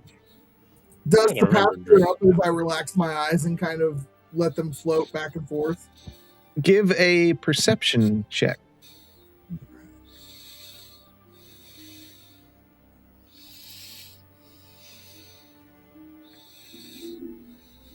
So 21. All right. You follow subtle cues and proceed down the path using this methodology. And you all walk, and you're kind of walking funny because your eyes, and you're kind of getting a little woozy, except for Bishop, who doesn't. And Bishop, you're just seeing everyone else like walking really strange as their eyes are snapping back and forth to get on the right path. And the longer you walk, you feel like you're on the right path because in the far distance, you hear just a whisper of what sounds like little voices talking to each other, almost fighting. Are those the squirrels? I believe those are your magic squirrels, Marcelin. Oh, yippee.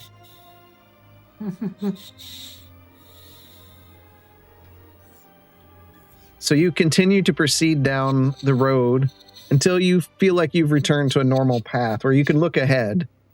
And even though you can hear the talking, you walk the path for several hours. Seems that the voices are slowly getting louder, and you hear that they're sharp, squeaking, passionate about whatever they're talking about, until it's really loud. And then you look up and see 3 squirrels on a branch debating each other loudly. Tiny antlers of glowing fungus rest on each of their heads. As you approach and they notice you, they stop their debate and look down.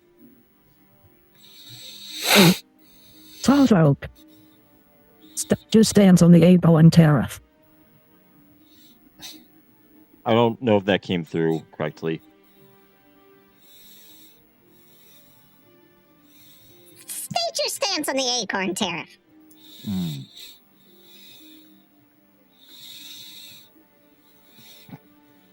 Oh, Marcelin. What's your stance on the acorns tariff? I'm not read up on the acorn tariff. I don't know if I have a formed opinion yet. Could you please go into great detail about the tariff and the history? Well, you see, Marsland, so while the squirrels actually take acorns and they collect them and they collect them and they collect them, right, for themselves, and they're very industrious, right? They often find that in order to stay safe throughout the winter, not only do they need to build up their own acorn preserves, but they have to trade those acorns, a large percentage of them, to the wolves who would otherwise eat them during the winter months. And so while they are industrious, the wolf is always knocking at the door for their large percentage of the acorns to redistribute out for the public good. If it means survival, it seems reasonable to me.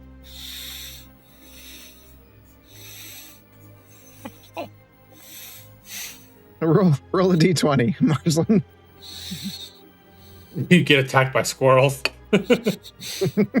He's on the side of wolves. Get him! 7. The 5?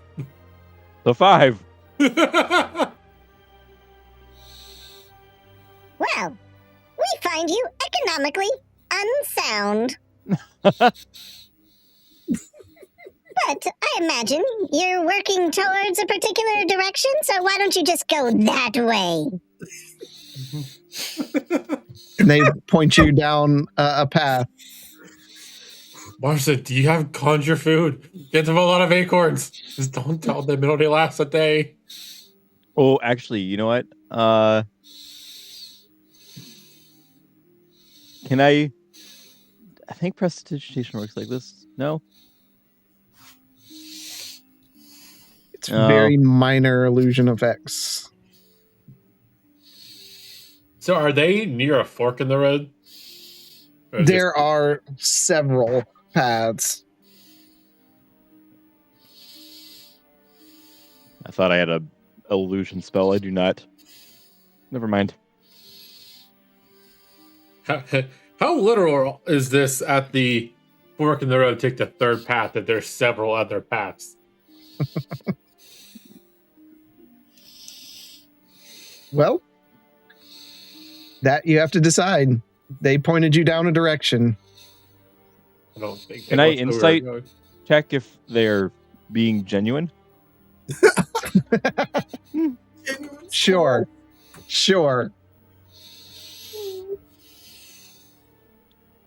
25.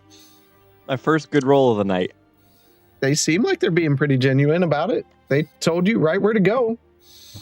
They told you where to shove it. Yeah, I was gonna say they didn't tell me. We don't know where we're going.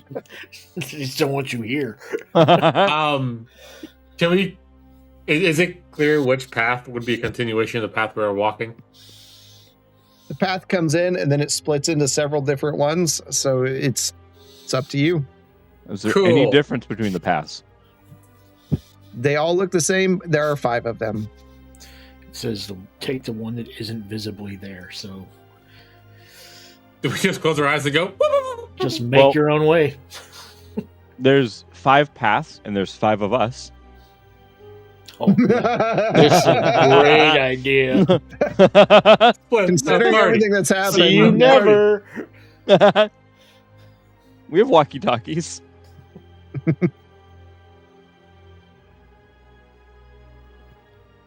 You're not. No idea. He closes his eyes, turns sideways, and starts walking. I haven't said anything. Yeah, Jeff was talking about anything. Right. Okay.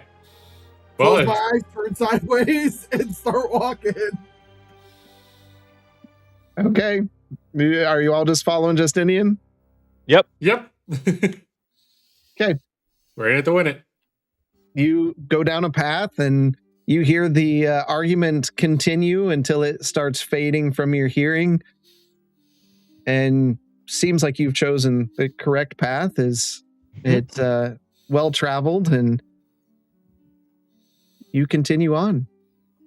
Hour or 2 of travel time goes long. How many days have we been traveling?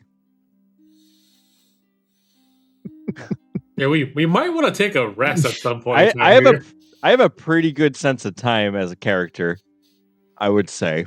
With lots of gold. Yeah. Can I estimate how long we've been going? So you didn't rest after one day. So now it's, let's see.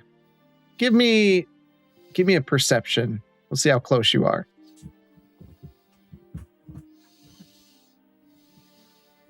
15. I feel like it's been almost 2 full days since you've been here in real lifetime.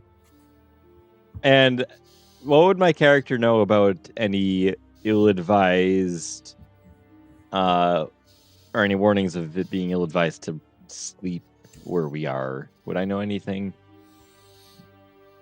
I mean, just, I would say you're pretty educated about some of these planes, and especially one like the Feywild, where there are fantastical creatures that live here. Dumb question. Didn't we technically take a long rest with the fairies? Because we had to wait like a while for it to be night or day. Whatever one that let the lady come out of the lake. Night. It was a day to night cycle, and you're not sure how long Jesus that compares. Could have been 5 minutes for all we know. Guys, by my estimation, it has been about 2 days that we have been wandering without sleep. How long must we go on without taking a break? I am ready for a rest whenever we feel comfortable taking it. You know what? I almost feel like we should have taken a rest next to the talking squirrels. Honestly? At least we know where they're at.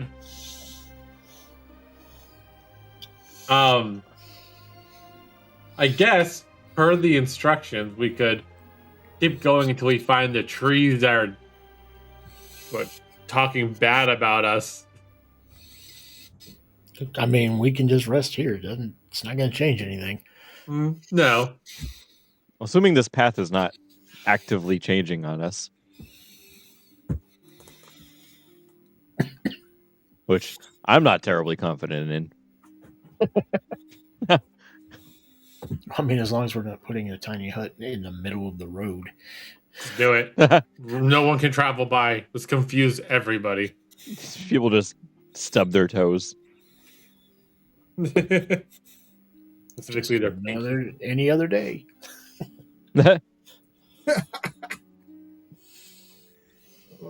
All right. You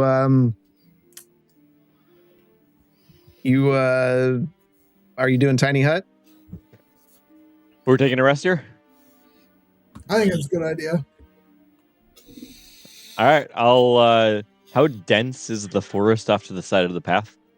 I mean, it's fairly dense, but you can fit a tiny hut in there. Okay. I'll find a big enough clearing and cast my tiny hut. Okay. So you cast a tiny hut. What's inside? Oh, what is inside? Plenty of food.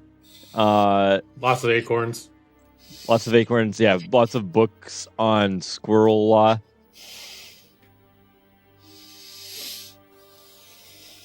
Okay. All right. So everyone climbs inside. And what's that going to look like? I suggest we have somebody keep watch here. I know, just the monk.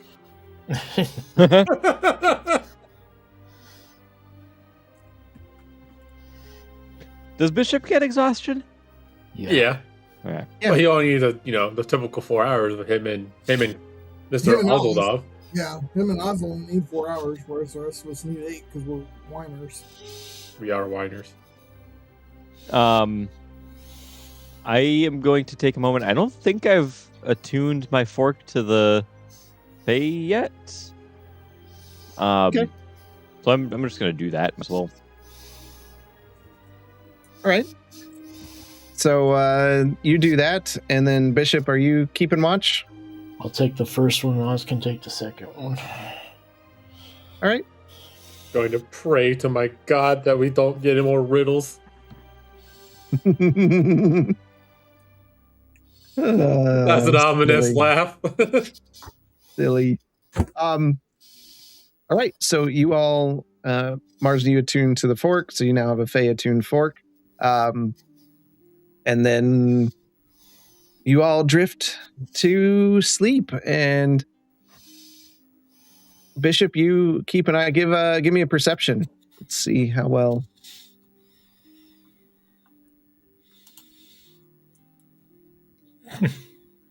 9. Nice. So 7. Yeah, because the exhaustion's not off there yet. You start focusing on everything else. At first, it's kind of a paranoid. You're looking around because there could be so many things from so many different directions because you're not really sure what's real and what isn't real here. That you're just not keeping an eye on anything. Your time passes.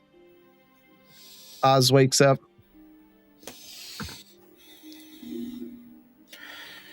He gets a natural 20. Of course he does. Just want to say that's 2 back-to-back natural 20s for Oz. It doesn't match the 3 natural ones that Justinian got earlier in a row. In a row. Yep.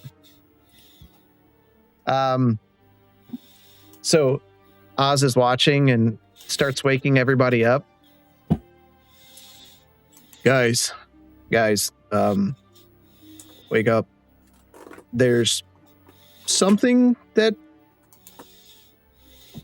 we can deal with out here. And as you wake up, you look out and you just see this hobgoblin sitting on a rock, staring right where the tiny hut is. Good news, guys. Ignore him. Is he looking at us? Just looking at you. Like, eyes. You look for a while, and he's just unblinking. Not a blink. He's just staring. His eyes are super wide, like looking. He feels like he's looking through your soul. Okay. The tiny hut's still up, right? Yeah. I'm gonna wave. For the next few moments. Does he do anything?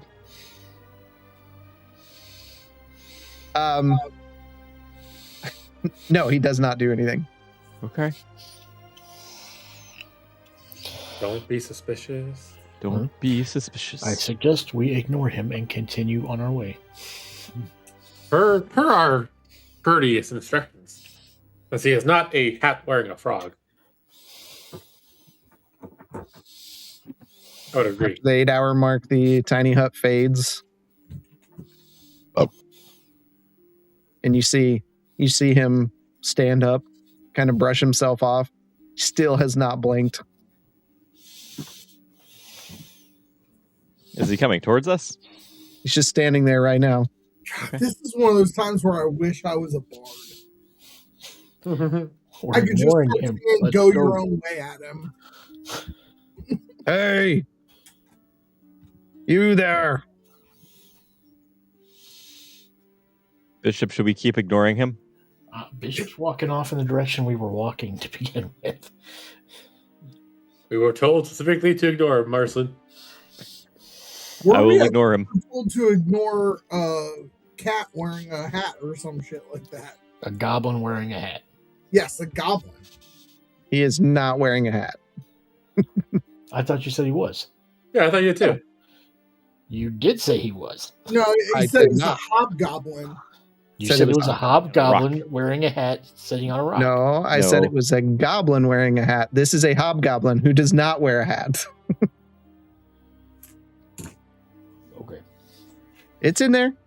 No, I'm reading what you have in here. You're hearing things. I'm hearing that you said he had a hat on. No, I never mentioned anything of headwear for the hobgoblin. I mentioned he was sitting on a rock, staring with his eyes wide open at where you guys were. Well, I guess we could talk to him then. Is there something that we can do for you, sir? Hey, any of you got a smoke? Can I? Oh God. I'm just wondering if I can bum a smoke. I ran out of tobacco leaves, and there's not much here. And well, my dad should be back from the corner store any day now with the smokes and some milk. maybe spare a gold for someone lost in this insanity. If you want to give us gold, because we're definitely lost in this insanity too. No, I asked you for some gold. I don't have any myself. I will give him a gold piece. Uh-oh. He takes it. Thank you. May there be many more where that comes from. And he slowly pulls the blade out of his out of the sheath, and I'm gonna have you all roll initiative. Bum, bum, bum, bum, bum, bum, bum, bum, bum, bum, bum, bum, bum. Oh, good thing we were back on that. Hold on.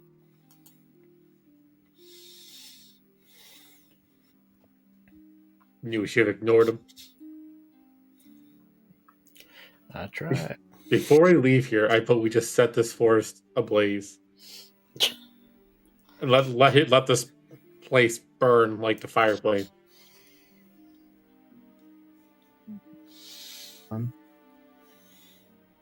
There we go. It's so tiny. How can I see it? I'm setting the gauntlets as lightning damage. Okay. And I would be standing directly in front of this guy, right? Because I just handed him a gold piece. Yes. Yep. Okay. I'm getting there.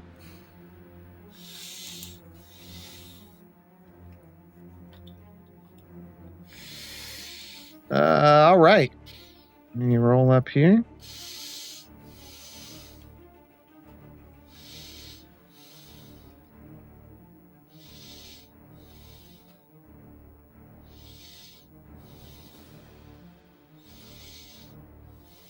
Quentin, you are first. Am I really? Yeah. Dang. I rolled horribly. I won't speak for anybody else. Man, oh man. How do you typically go first?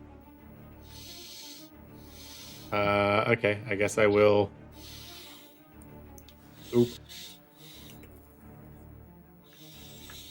And I am going to swing my hammer or my mace to the face. Okay. Does a 17 hit? It does not. Cool. These dice are stuck. And that's going to be it. All right. Bishop, you are up. All right. Let's see.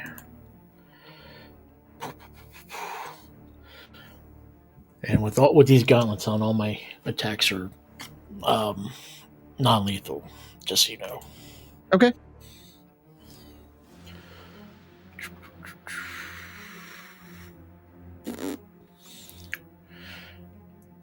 I will go up to him. It doesn't have to be this way. And let's see. First attack 25. That will hit. I will use a key point for stunning strike. Okay. He needs to make a con of 20. All right. Natural 20. Okay. His movement is halved, though. Okay. Second attack.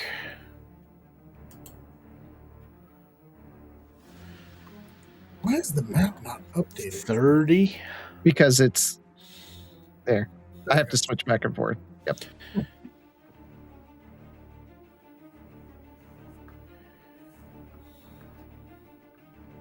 $30 hits. Yeah. Okay. And then I will do another key point for flurry.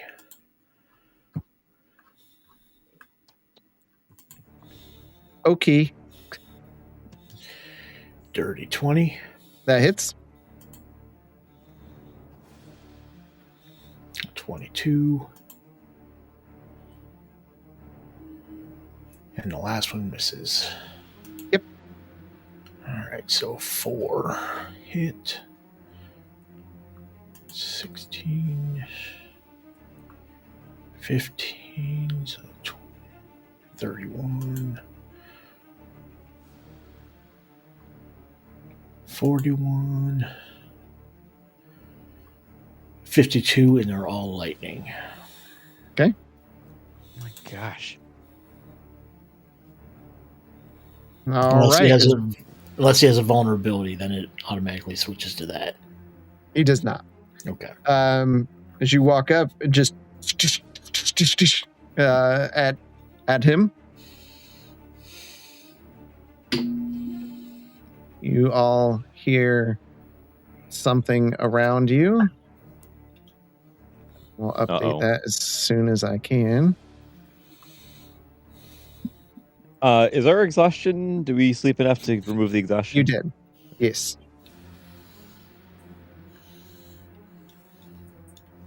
All right. As two large, extremely large wargs appear from the woods. Eat them, my pets. And the first one is going to attack Marslin. That hits with the first attack.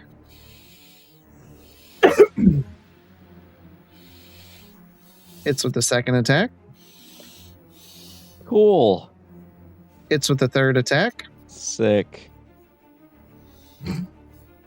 Okay. You take... Hold on, I'll add all this up for you. The first bit of damage, you take 44 points of piercing damage. 4d4? Like we still have to roll the 4d4? No.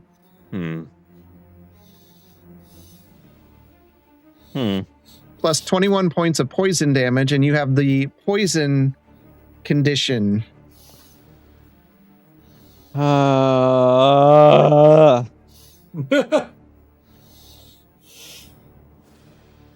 Lovely. The other ward. First, I need all of you to make a wisdom saving throw.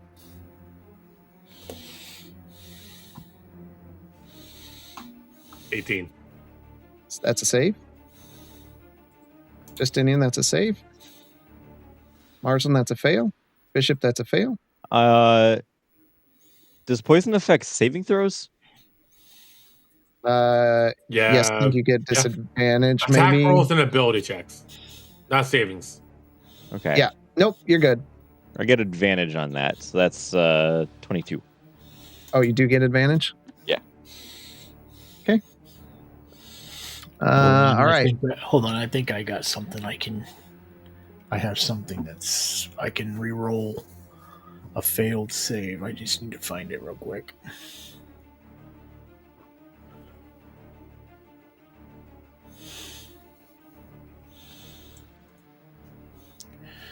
Come on, which one is it?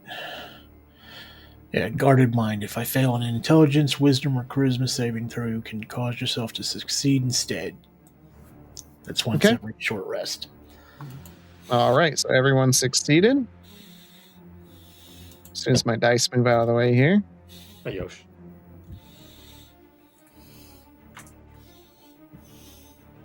So you all take 15 points of psychic damage.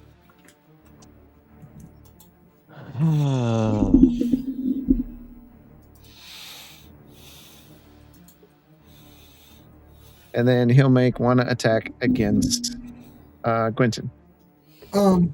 I would like for him to go ahead and make a dexterity saving throw against the hellish rebuke from me first. I thought he had to attack you for that. Oh, because of the creature that damaged you is monetarily surrounded by green flames, just as they have to damage me. Okay, no problem. What's the saving throw? Dex? Dexterity. Yep. Okay. He fails. All right.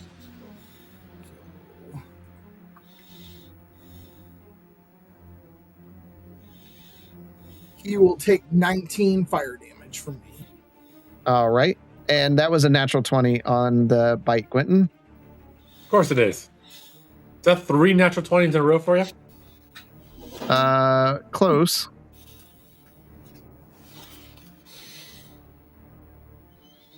That is a melee attack piercing damage for the deck. Okay. You drop what you're holding. So my shield and my mace? GM determines which hand or an item randomly. Your mace is fine. Okay. And you take 19 points of piercing damage and 11 points of poison damage, and you are now poisoned. I do have resistance to poison. So is that 5? So that means 5 points of poison damage then. But you're still poisoned. Okay. You're not immune to the poison condition being a dwarf? I have an advantage on it. All right. Marslin, you are up. Oh, is it even worth it? So how the hobgoblin's doing the poison damage, or is it all 3 of them? The wards are doing the poison damage. The wards are doing the poison damage. Okay.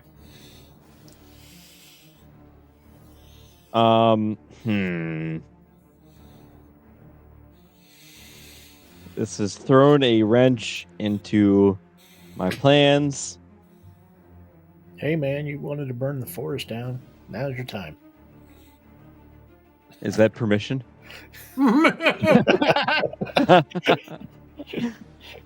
You do you, man. Just immolate all of us. Okay. Today in the news, Feywild burns down. I am going to cast Chromatic Orb. Let's do Acid, I guess, at the rat further from me, so that I can actually cast against him. That is a 21 to hit. That does hit. For 30 points of damage. All right. As the acid orb leaves your fingers right around Oz's head and right into the ward, you hear it howl in pain. And then I need the one that is closer to me to make a strength save. Okay.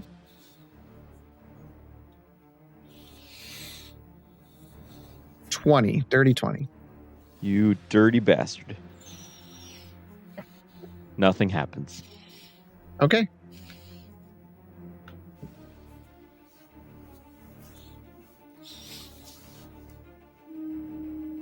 Let's see.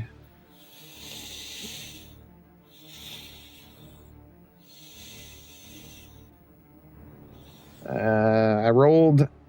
The attack from the hobgoblin is going to be on Gwenton. You scared of a bitch. I thought the hobgoblin already went first. No, he hasn't gone yet. Okay. All right. First attack. Misses. Second attack. Hits. 20. Third attack.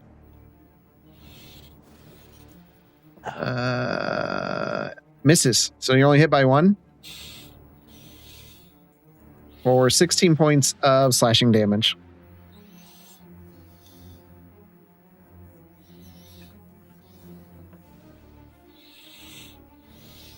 All right. Justinian, you are up. All right, I'm going to use my hex on him. Which one?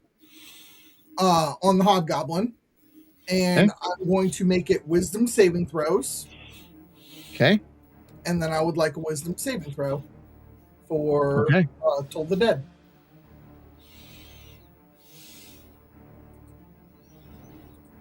What do we use? We'll use... He has disadvantage on it. Okay.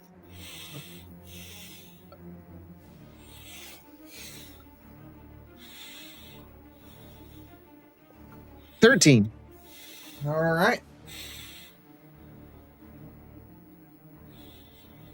Of course, I rolled 2 1s on that.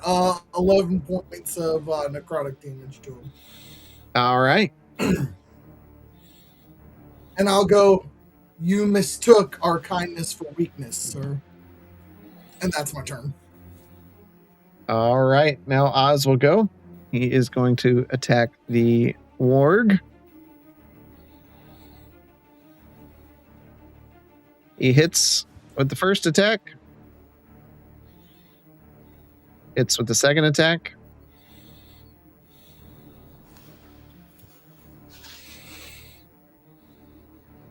No.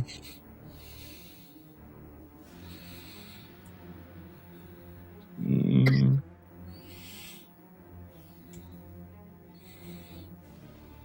25 points of damage. You see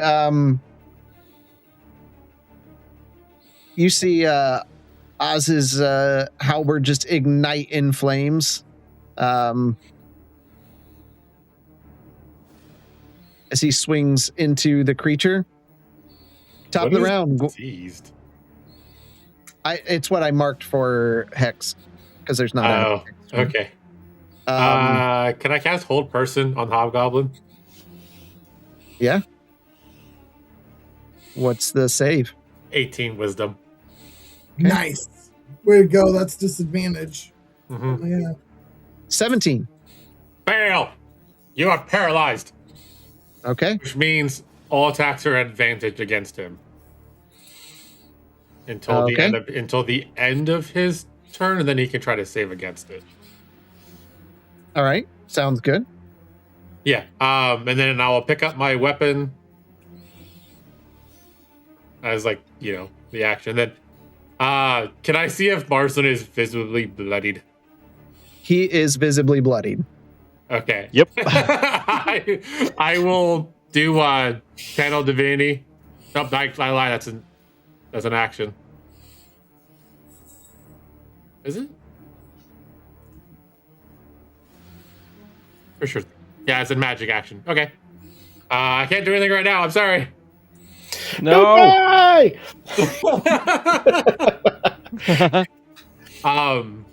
That's it for my turn. Do I get to roll to become unpoisoned, or am I just poisoned still? Just poison right now. Okay. Okay, dokie.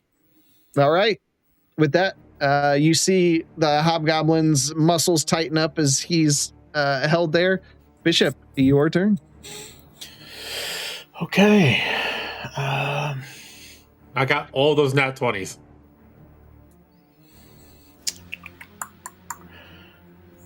If I hit him, does that whole person go away? No. No. Okay. If you hit Gwendon. Well,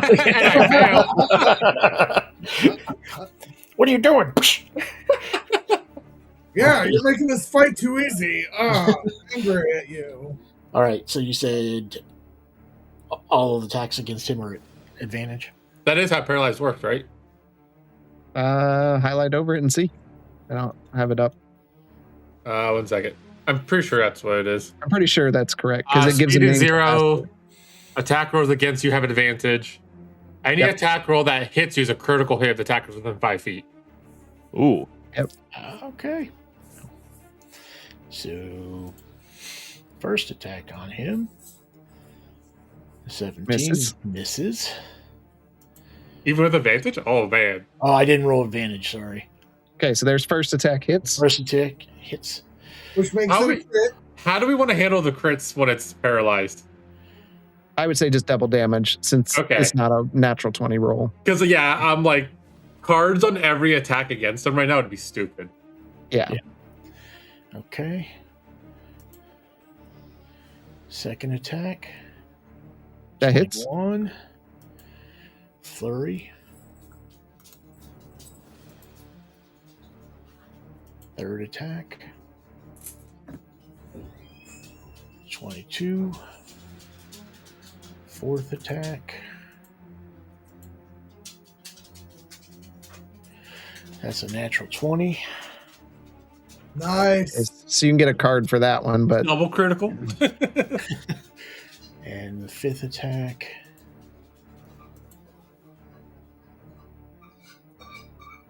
Misses. Okay, so 4 hit, 1 with an actual crit. So max damage is 16 plus 16. So 32. And then the last one is the card. Or no, what? I hit him 4 times. So 32. So that's 48 damage before the crit card. Okay. And then the crit card is triple damage. Okay. So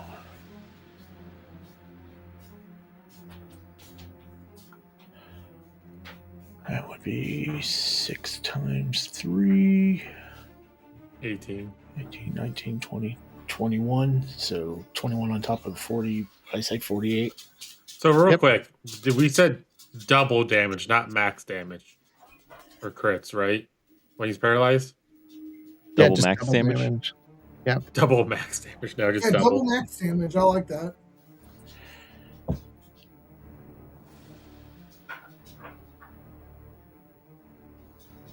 Oh, so that should have been more then, right?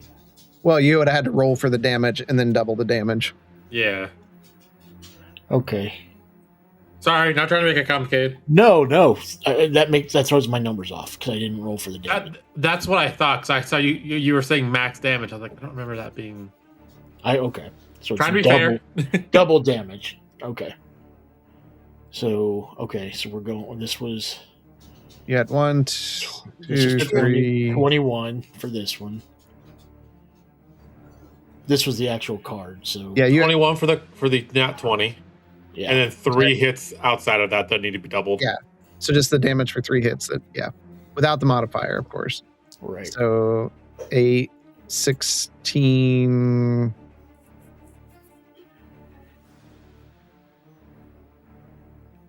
$16 plus 9.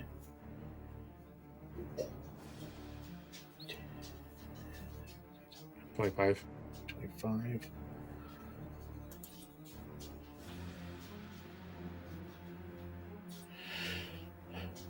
And 14. 39.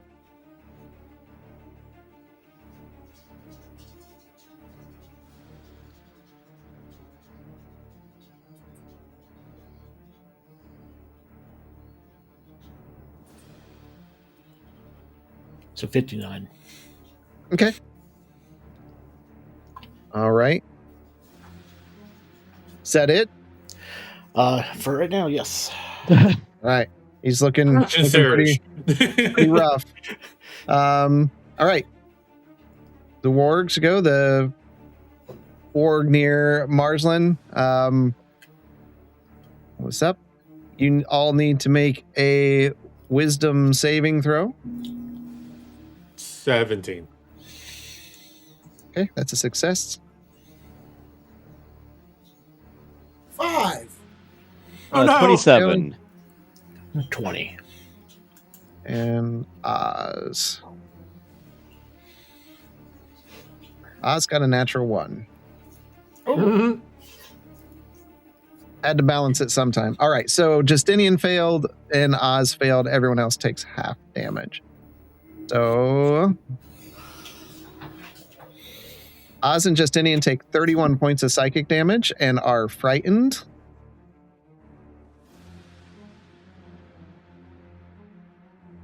And which word? Everyone else takes 15. Yep. And frightened means you have disadvantage on ability checks and attack rolls while the source of fear is within the line of sight and you can't willingly move closer to that creature. And now that's then attack rolls just on that creature, correct? Nope, any of them. You have disadvantage on ability checks and attack rolls while the source of fear is within line of sight. Okay. Not just that one. Can I hellish rebuke that guy again? Yep. Dex saving throw. Yep. Right? Yep. I'm pretty sure he failed. I can't see. 18. Yep, he failed that. What was the damage for the saves again? 15. 15. And I need a concentration check for Gwenton. You also need one for Justinian too. Yep. I passed. I didn't need to roll a second time, but yeah, we're good.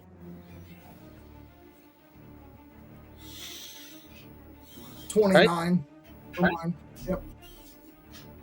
All right, and then finish his turn out. He is going to attack Marsland.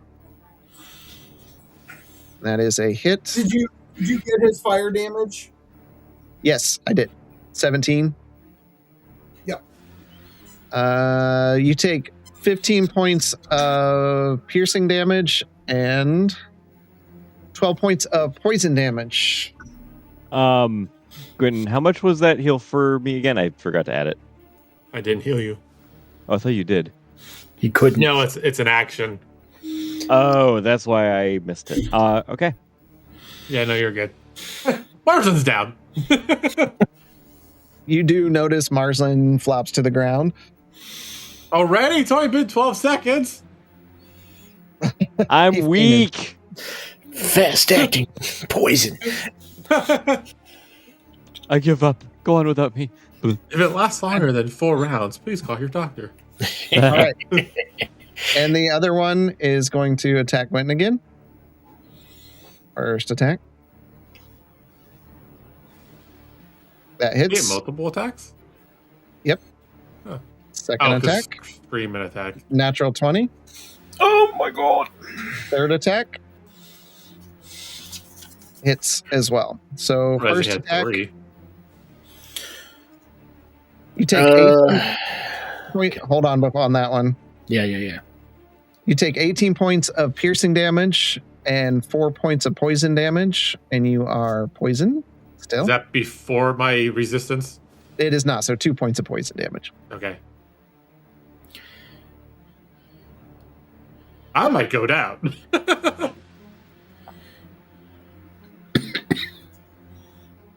All right. Now the card piercing. So it says an adjacent ally can make an attack of opportunity against him, but he's got held person on him. So do you want me to draw another card? Yeah, that wouldn't make sense. I save concentration for the first attack. Okay.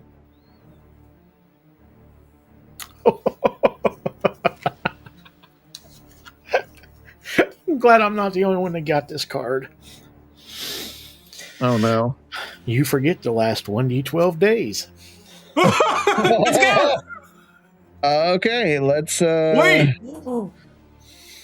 Never mind. Only a day. 1 day. Where were we a day ago? With Here. the Pixies, right? Yeah. With the Pixies, though. Yeah. Yep. All right. So that's just normal damage. So another 18 piercing and 3 poison. That's been reduced. and then 15 piercing. I'm down. With 1 point of poison. So wait, if Quentin's down, who's gonna get me up?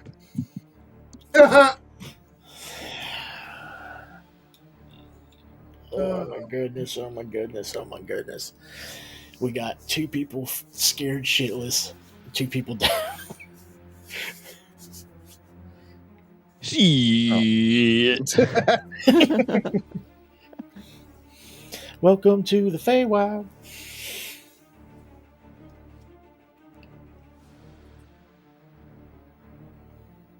All right. Then I make. You're down. So the whole person. I'm down. Yeah. So he's. Yeah. Okay. Me.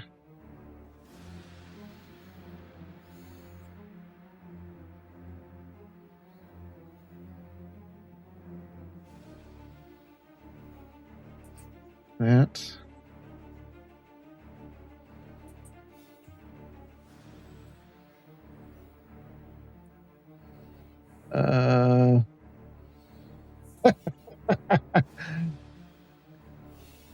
All right. So he's going to attack Justinian.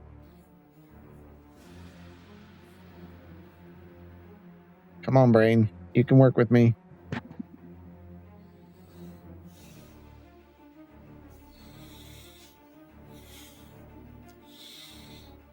Marsland. Okay.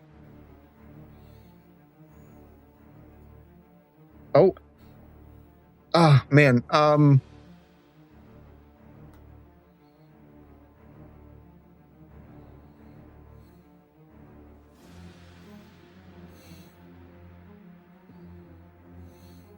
That's weird. Okay, so first attack hits.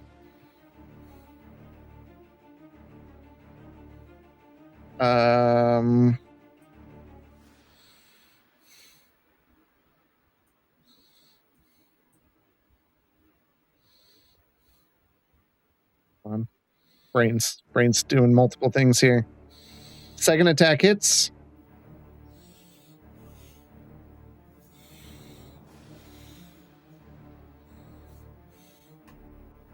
Third attack hits. So Justinian.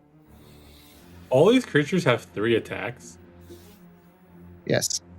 That's fine. We're level 15 now. I mean, I get 1 attack. I don't know what that means to you, boy. well, no, like, I mean, think about how many attacks, like, I would have if I was a pure fighter, how many attacks Bishop does have. Justinian's has 6 attacks for a long time now. Only at range, and you keep basing me every time we get into combat, right off the rip. 45 points of damage, Justinian, slashing damage. All right. What kind of damage was it? Slashing. Okay. And concentration check, which I have advantage on. 3 times. So first time 21. You pretty much can't lose unless you roll a natural 1. So I know I can't, but I still need to do it. You know what I mean? There is a chance I'm going to roll 2 1s. There is that chance. All right. All right, and it's your turn. I still have Hex up. Okay. Awesome.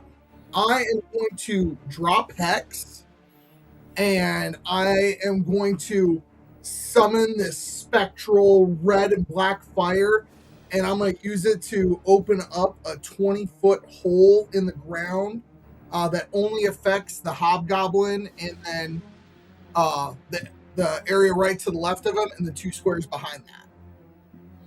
Okay, so what are you casting? I am casting Hunger of Hadar, and all this from the fire up this pool of black inkiness and tendrils just start whipping around him. Okay. All right. Does he take damage now or at the start of his turn? So any creature that starts a turn in the area takes damage, and then any creature that ends its turn must succeed a dexterity saving throw or take more damage. Okay. Yep. So on his turn. All right. Yep. On his turn. Oz is seeing you go down. He is going to rage.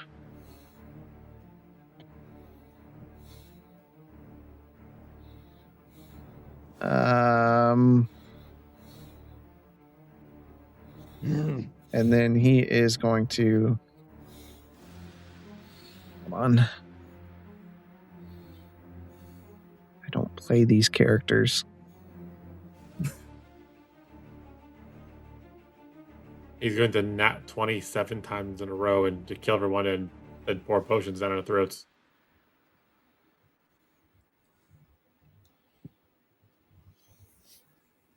They don't make this super easy either. Evidently, he doesn't get reckless attack. I thought all barbarians had reckless attack. Oh, he's the hobgoblins also got the blinded condition. I'm sorry. Oh, okay.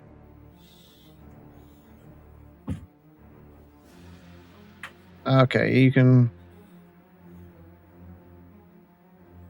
All right, so he's going to attack. The natural one on the first one.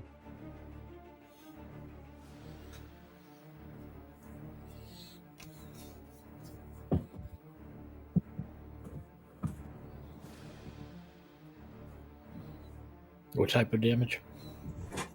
Slashing, I think. Yes. Okay. Momentary confusion. You don't add your proficiency bonus to your attacks for 1d4 rounds. All right. I'll roll that up. 1 round. So he's going to attack minus. And he does not hit with his second attack because of that.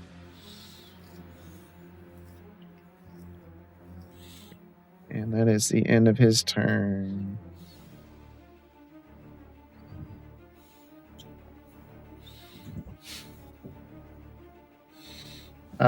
Bishop, you are up. Okay.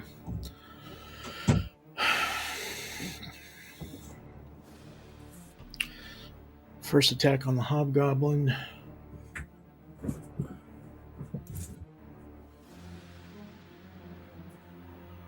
It's a 23. Second attack. 18 misses. So he'll take 13 lightning damage. I'm going to use my key for flurry. And I will pump all 3 of them into Gwynton. And he heals for...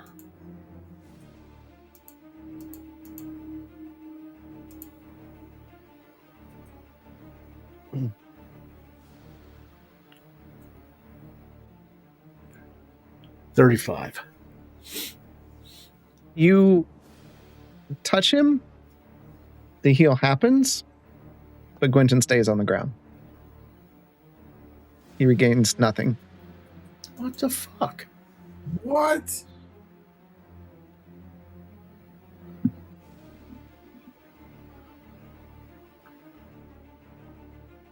Okay, hold on.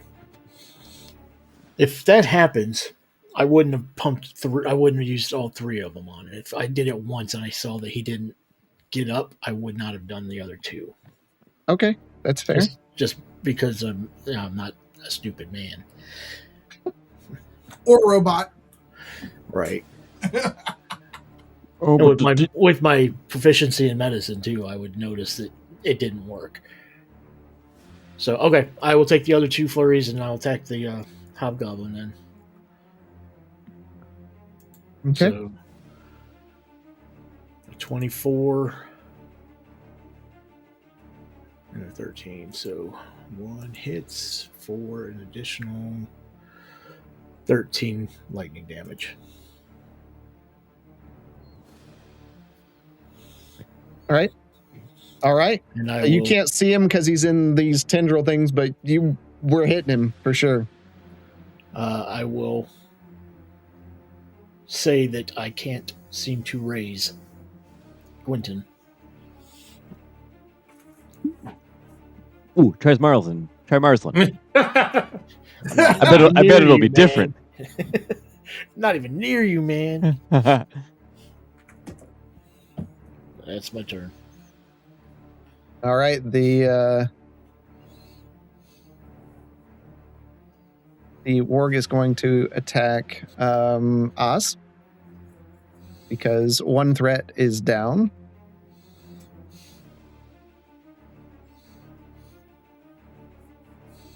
First attack.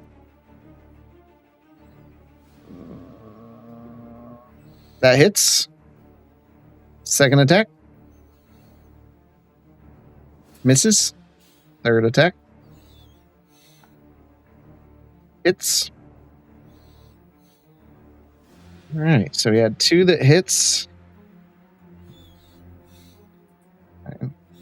23 points of piercing damage to Oz.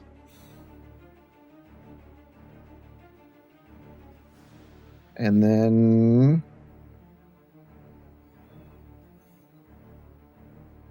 15 points of poison damage.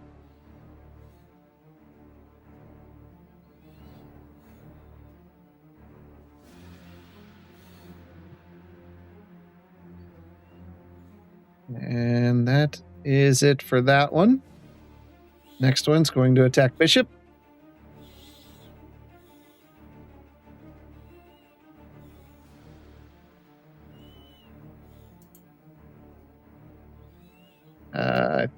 That misses. First attack misses. Second attack hits. Third attack hits.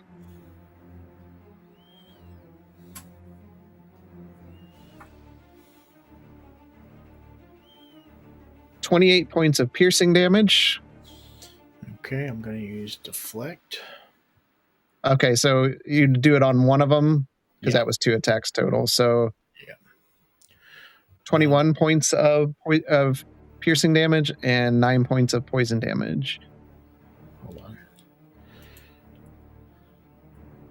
So that first one, you said 21, so I take 0. And you said the second one was what damage? How much damage? Hold on. The first attack was 14 damage.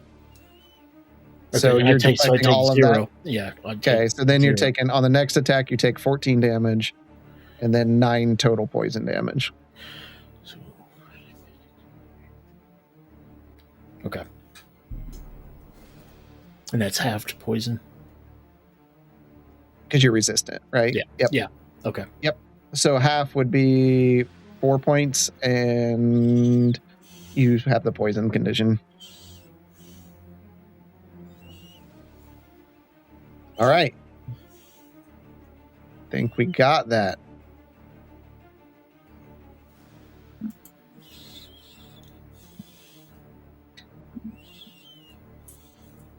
Okay. Justinian, you are up. I can't have because the hobgoblin hasn't gone yet since I cast Hunger of Vidar. There's not much he can do. Well, I understand, but at the beginning of his turn, I do damage to him, and then if he doesn't move out of that area, I do damage to him during his turn. So I have advantage against being poisoned. This is not a save condition. It's just something that happens. So he just stayed in the box during his whole turn? Yep. And he is still up and alive. You can't see, right? Isn't it? No, he can't see out, but we can see in. He's blinded. Is that how Hunger of Vidar works? It just says no light, magical, or otherwise can illuminate the area, but it does not say that you can't see into it. It just says. Let's see. And I have dark vision. So a 20-foot radius sphere of darkness. Right. An area of darkness is heavily obscured, so you wouldn't be able to see in. He wouldn't be able to see out. But I have dark vision. That's why I'm not understanding. It's magical darkness, not dark. Hold on, I'll look it up. We'll see. Okay. Because why would the warlock be able to cast that spell if he doesn't know if he's doing damage or not? You know what I mean? It doesn't.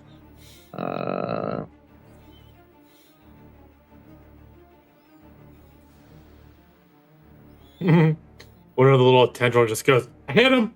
I missed! Right. Little signs, little picket signs. Well, no. What it is, they're just going right. So, like, if it's in there, you're just getting browbeat on there. It says no. Standard dark vision in D&D usually cannot see through magical darkness.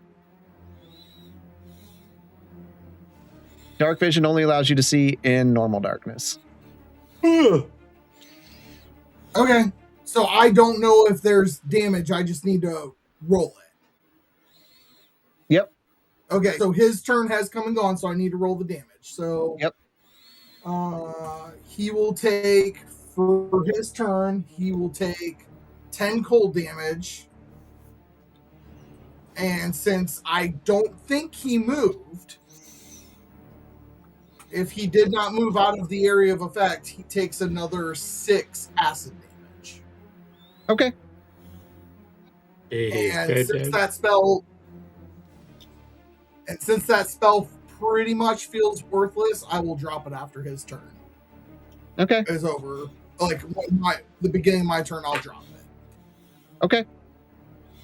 Is he still up and moving at that point when I drop it? No, you can see like he's just been beat to death and acid burns on his limp body. Okay. Sorry, guys. I'll trade that spell out when we level up next. No, you're fine, man. That's just what it says. We all got something. It's fine. Right. All right. So then I will drop a fireball to hit only the warg on Oz and Arslan. Okay, that one down there. So you're just casting out so that the edge of it hits the warg. Okay. Yep, I just want it to only hit the warg. So he needs to make a dexterity saving throw. Yep, at 18. 25. Okay, so he only takes half damage then. So 38, so half of that is 15 plus 1, so he'll take 16 damage, right? No. 8. 19 damage. So 15 plus 4, 19. Yep, takes 19 fire. Okay. All right. And you can see some of the trees have started burning as a giant ball of fire ignites. Great balls of fire. All right, that's my turn.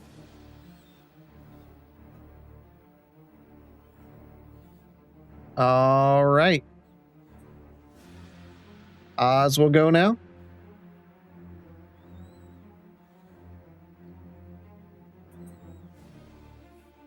He's got bad stuff off of him now, so he will attack. He hits. And he misses. 13 plus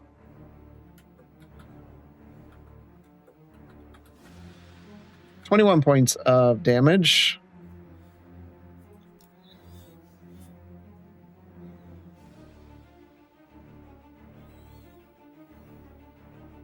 And Bishop, you are up. Okay.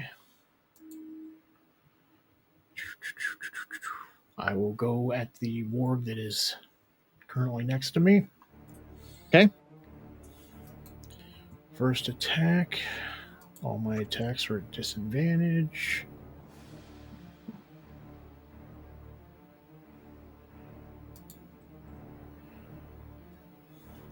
$15. Misses. Second attack. 13. Okay, third flurry of blows. I will extend a hand of healing on myself and remove the poison condition. Okay.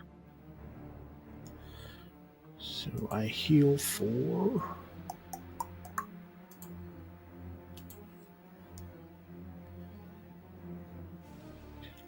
12. I am no longer poisoned.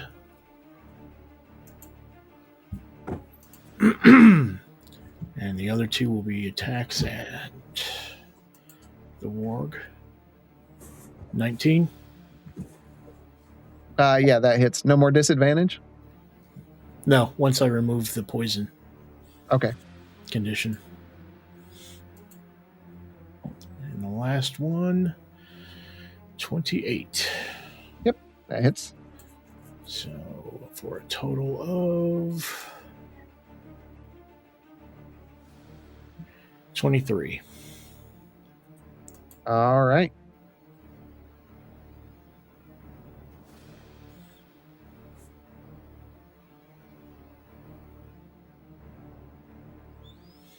And just as for shits and giggles, I will use another key point and stunning strike, so con 20. Okay. Doesn't that have to be as one of your alternate attacks or whatever? No, as long as one of my attacks hits, I get to use it. Okay. Once per turn. Yep, he fails. So he is stunned until the start of my next turn.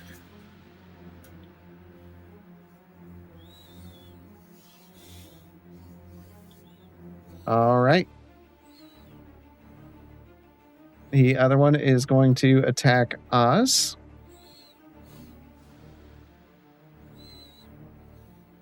First attack. That hits. Second attack. That hits. Third attack. That hits.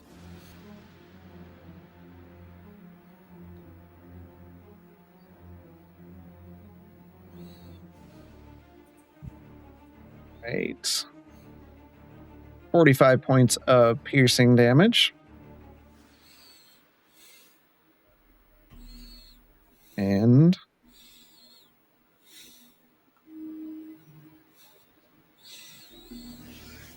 24 points of poison damage.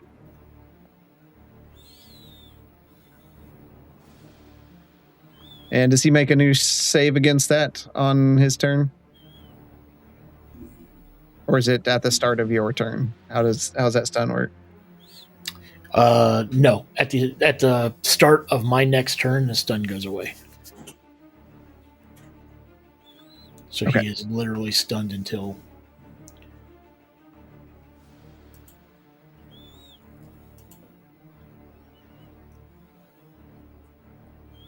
Okay.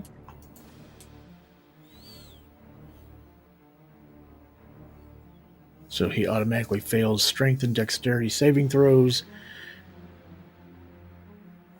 And any attack against him has advantage. Justinian, you are up. That's the warg next to you, Bishop. Yep. All right, I'm going to start throwing Eldritch Blasts his way. First one at advantage, you said? Yes, all attacks towards him right now are have 20. Nat 20 There on it a is. spell attack. Maximum double damage. So that's 25 on that first.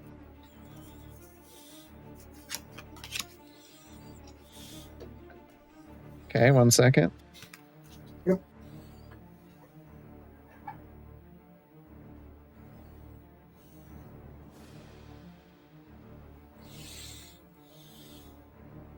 There we go. Okay. All right, he's still standing? Yep. Second blast. Yeah, standing as I ever was. It was 24 either way. Yep. For 13 force damage.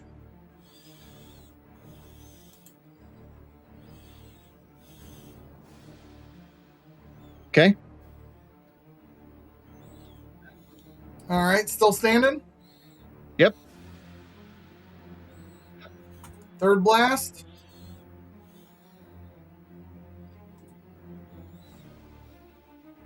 $27 That hits. to hit.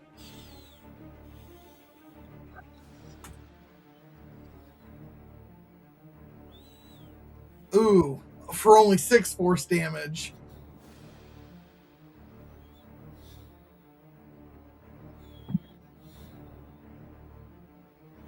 Okay. All right. Bonus action to release 3 more bolts.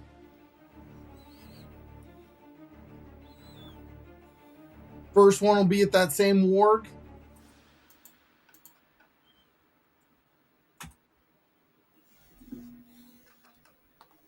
Okay. Thank God for advantage.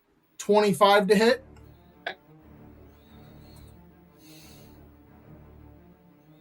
And that'll be 12 force damage.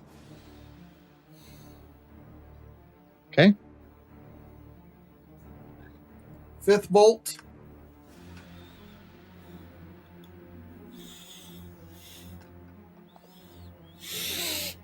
Will be at 25 to hit.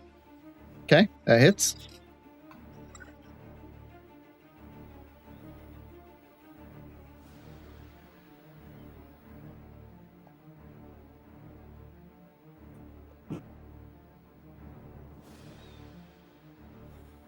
That 25 hits, right? Yeah. Yep. All right. For 7 damage. And if he's still standing, I'll send the 6th last one his way. Okay. He is still standing.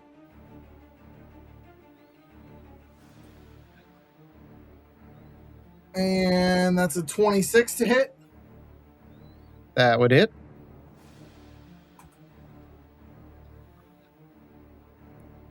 For 10 more force damage. Okay.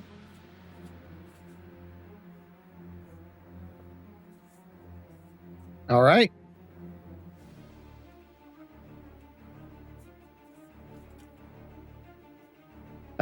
Justinian casts Eldritch Blaster, flying out, slamming into the creature. And Oz will go. First attack. That hits. Second attack. Hits. 7 slashing. 6 slashing, so 13 slashing.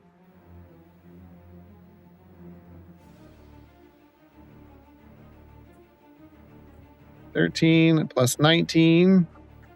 32.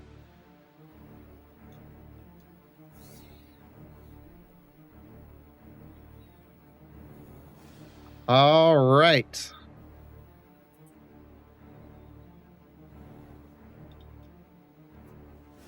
And Bishop, you are up. Okay, I will attack the warg.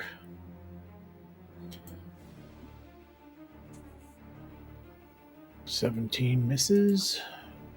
No, 17 hits the ward. Oh, okay. Second attack. 19. Okay, with the second attack, no matter what damage you do, It goes down. Down. Yep. Okay.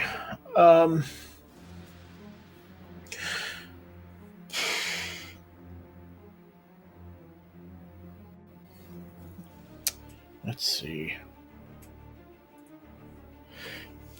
Looking at Gwynton, can I tell why the healing didn't work? Nope. Okay. Then I guess I will run over to the other side of Marslin.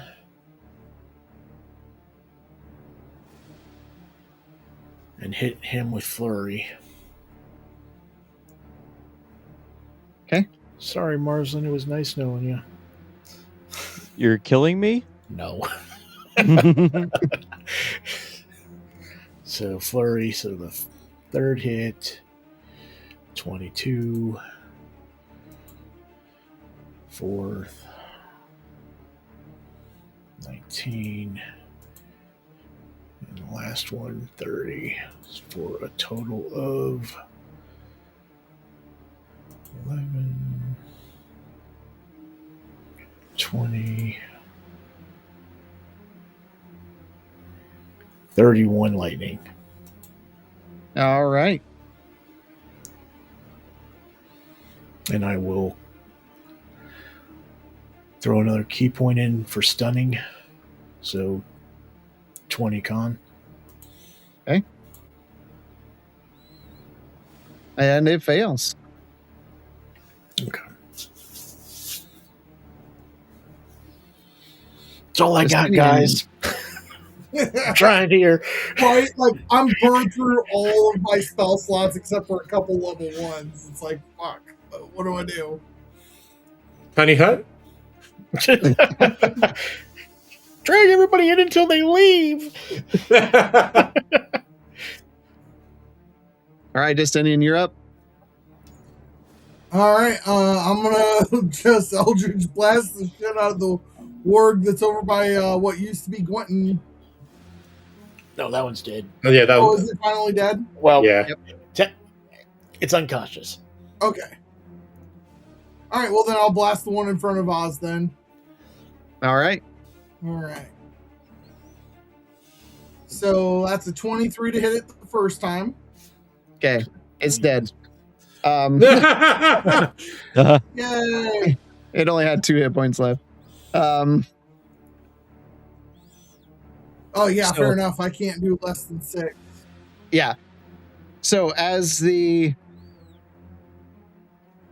Hold on, let me get back to what I'm doing here. Well, so, okay. It says, while wearing these gauntlets, you may not kill a creature with an alignment that is not evil or chaotic, neutral. So I don't know what their alignments are, so I don't know if it's dead or not. They are evil, so they would be Okay. dead. Okay. There is that stipulation in there. I had. Yep. That's fair. So the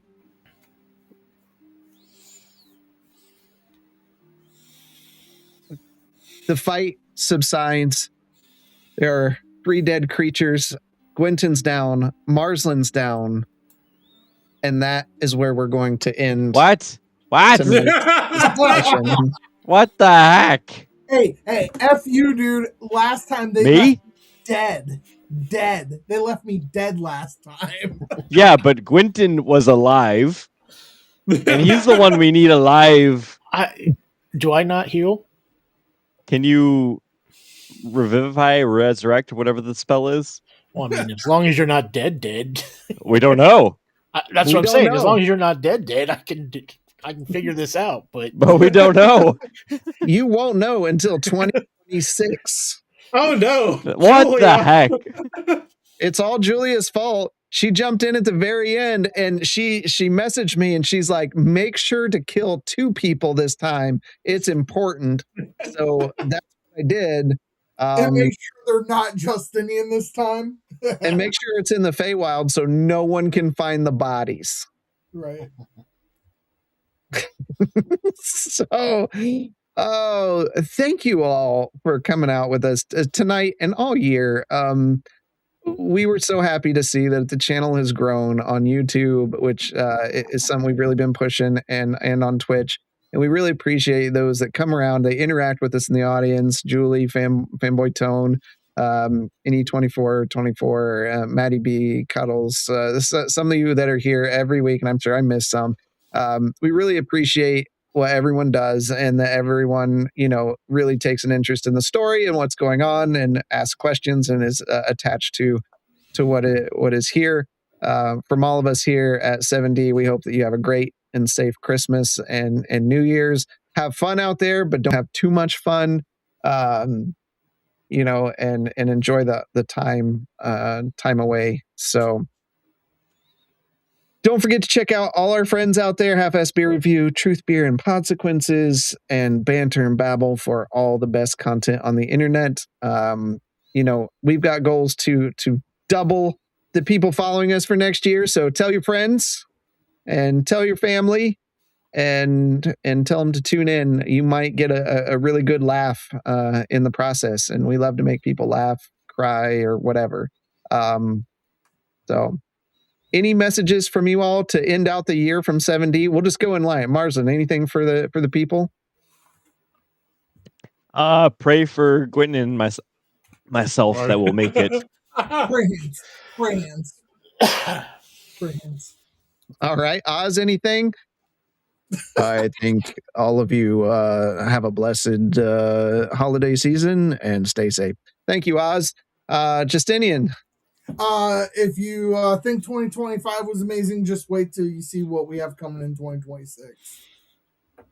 And on that note, I fully believe that we will finish this campaign in 2026. Woo! Okay. We'll see about that. Well, we already got two of you now, so yeah, we got 2 new characters. They're starting a whole new campaign now. it is getting a little late for that. So, and as the guys that played in the first campaign know, there is a point of no return where we just don't add new characters in for the story. So, we are very close to that. So, Bishop, anything for the people? Enjoy holiday, and we'll hopefully all be back for 2026. Tune in June 5th or June 5th. January 5th. January 5th. That's a long It's break. going to take a long time for Bishop to figure out why they're not healing. 6 months later. All right. And Gwenton. Merry Christmas, Happy New Year's, be safe, enjoy good food and friends. Love everyone. Awesome. So from our table to yours, have a great Christmas, and in 2026, we'll see you in the dungeon. Take care, everyone.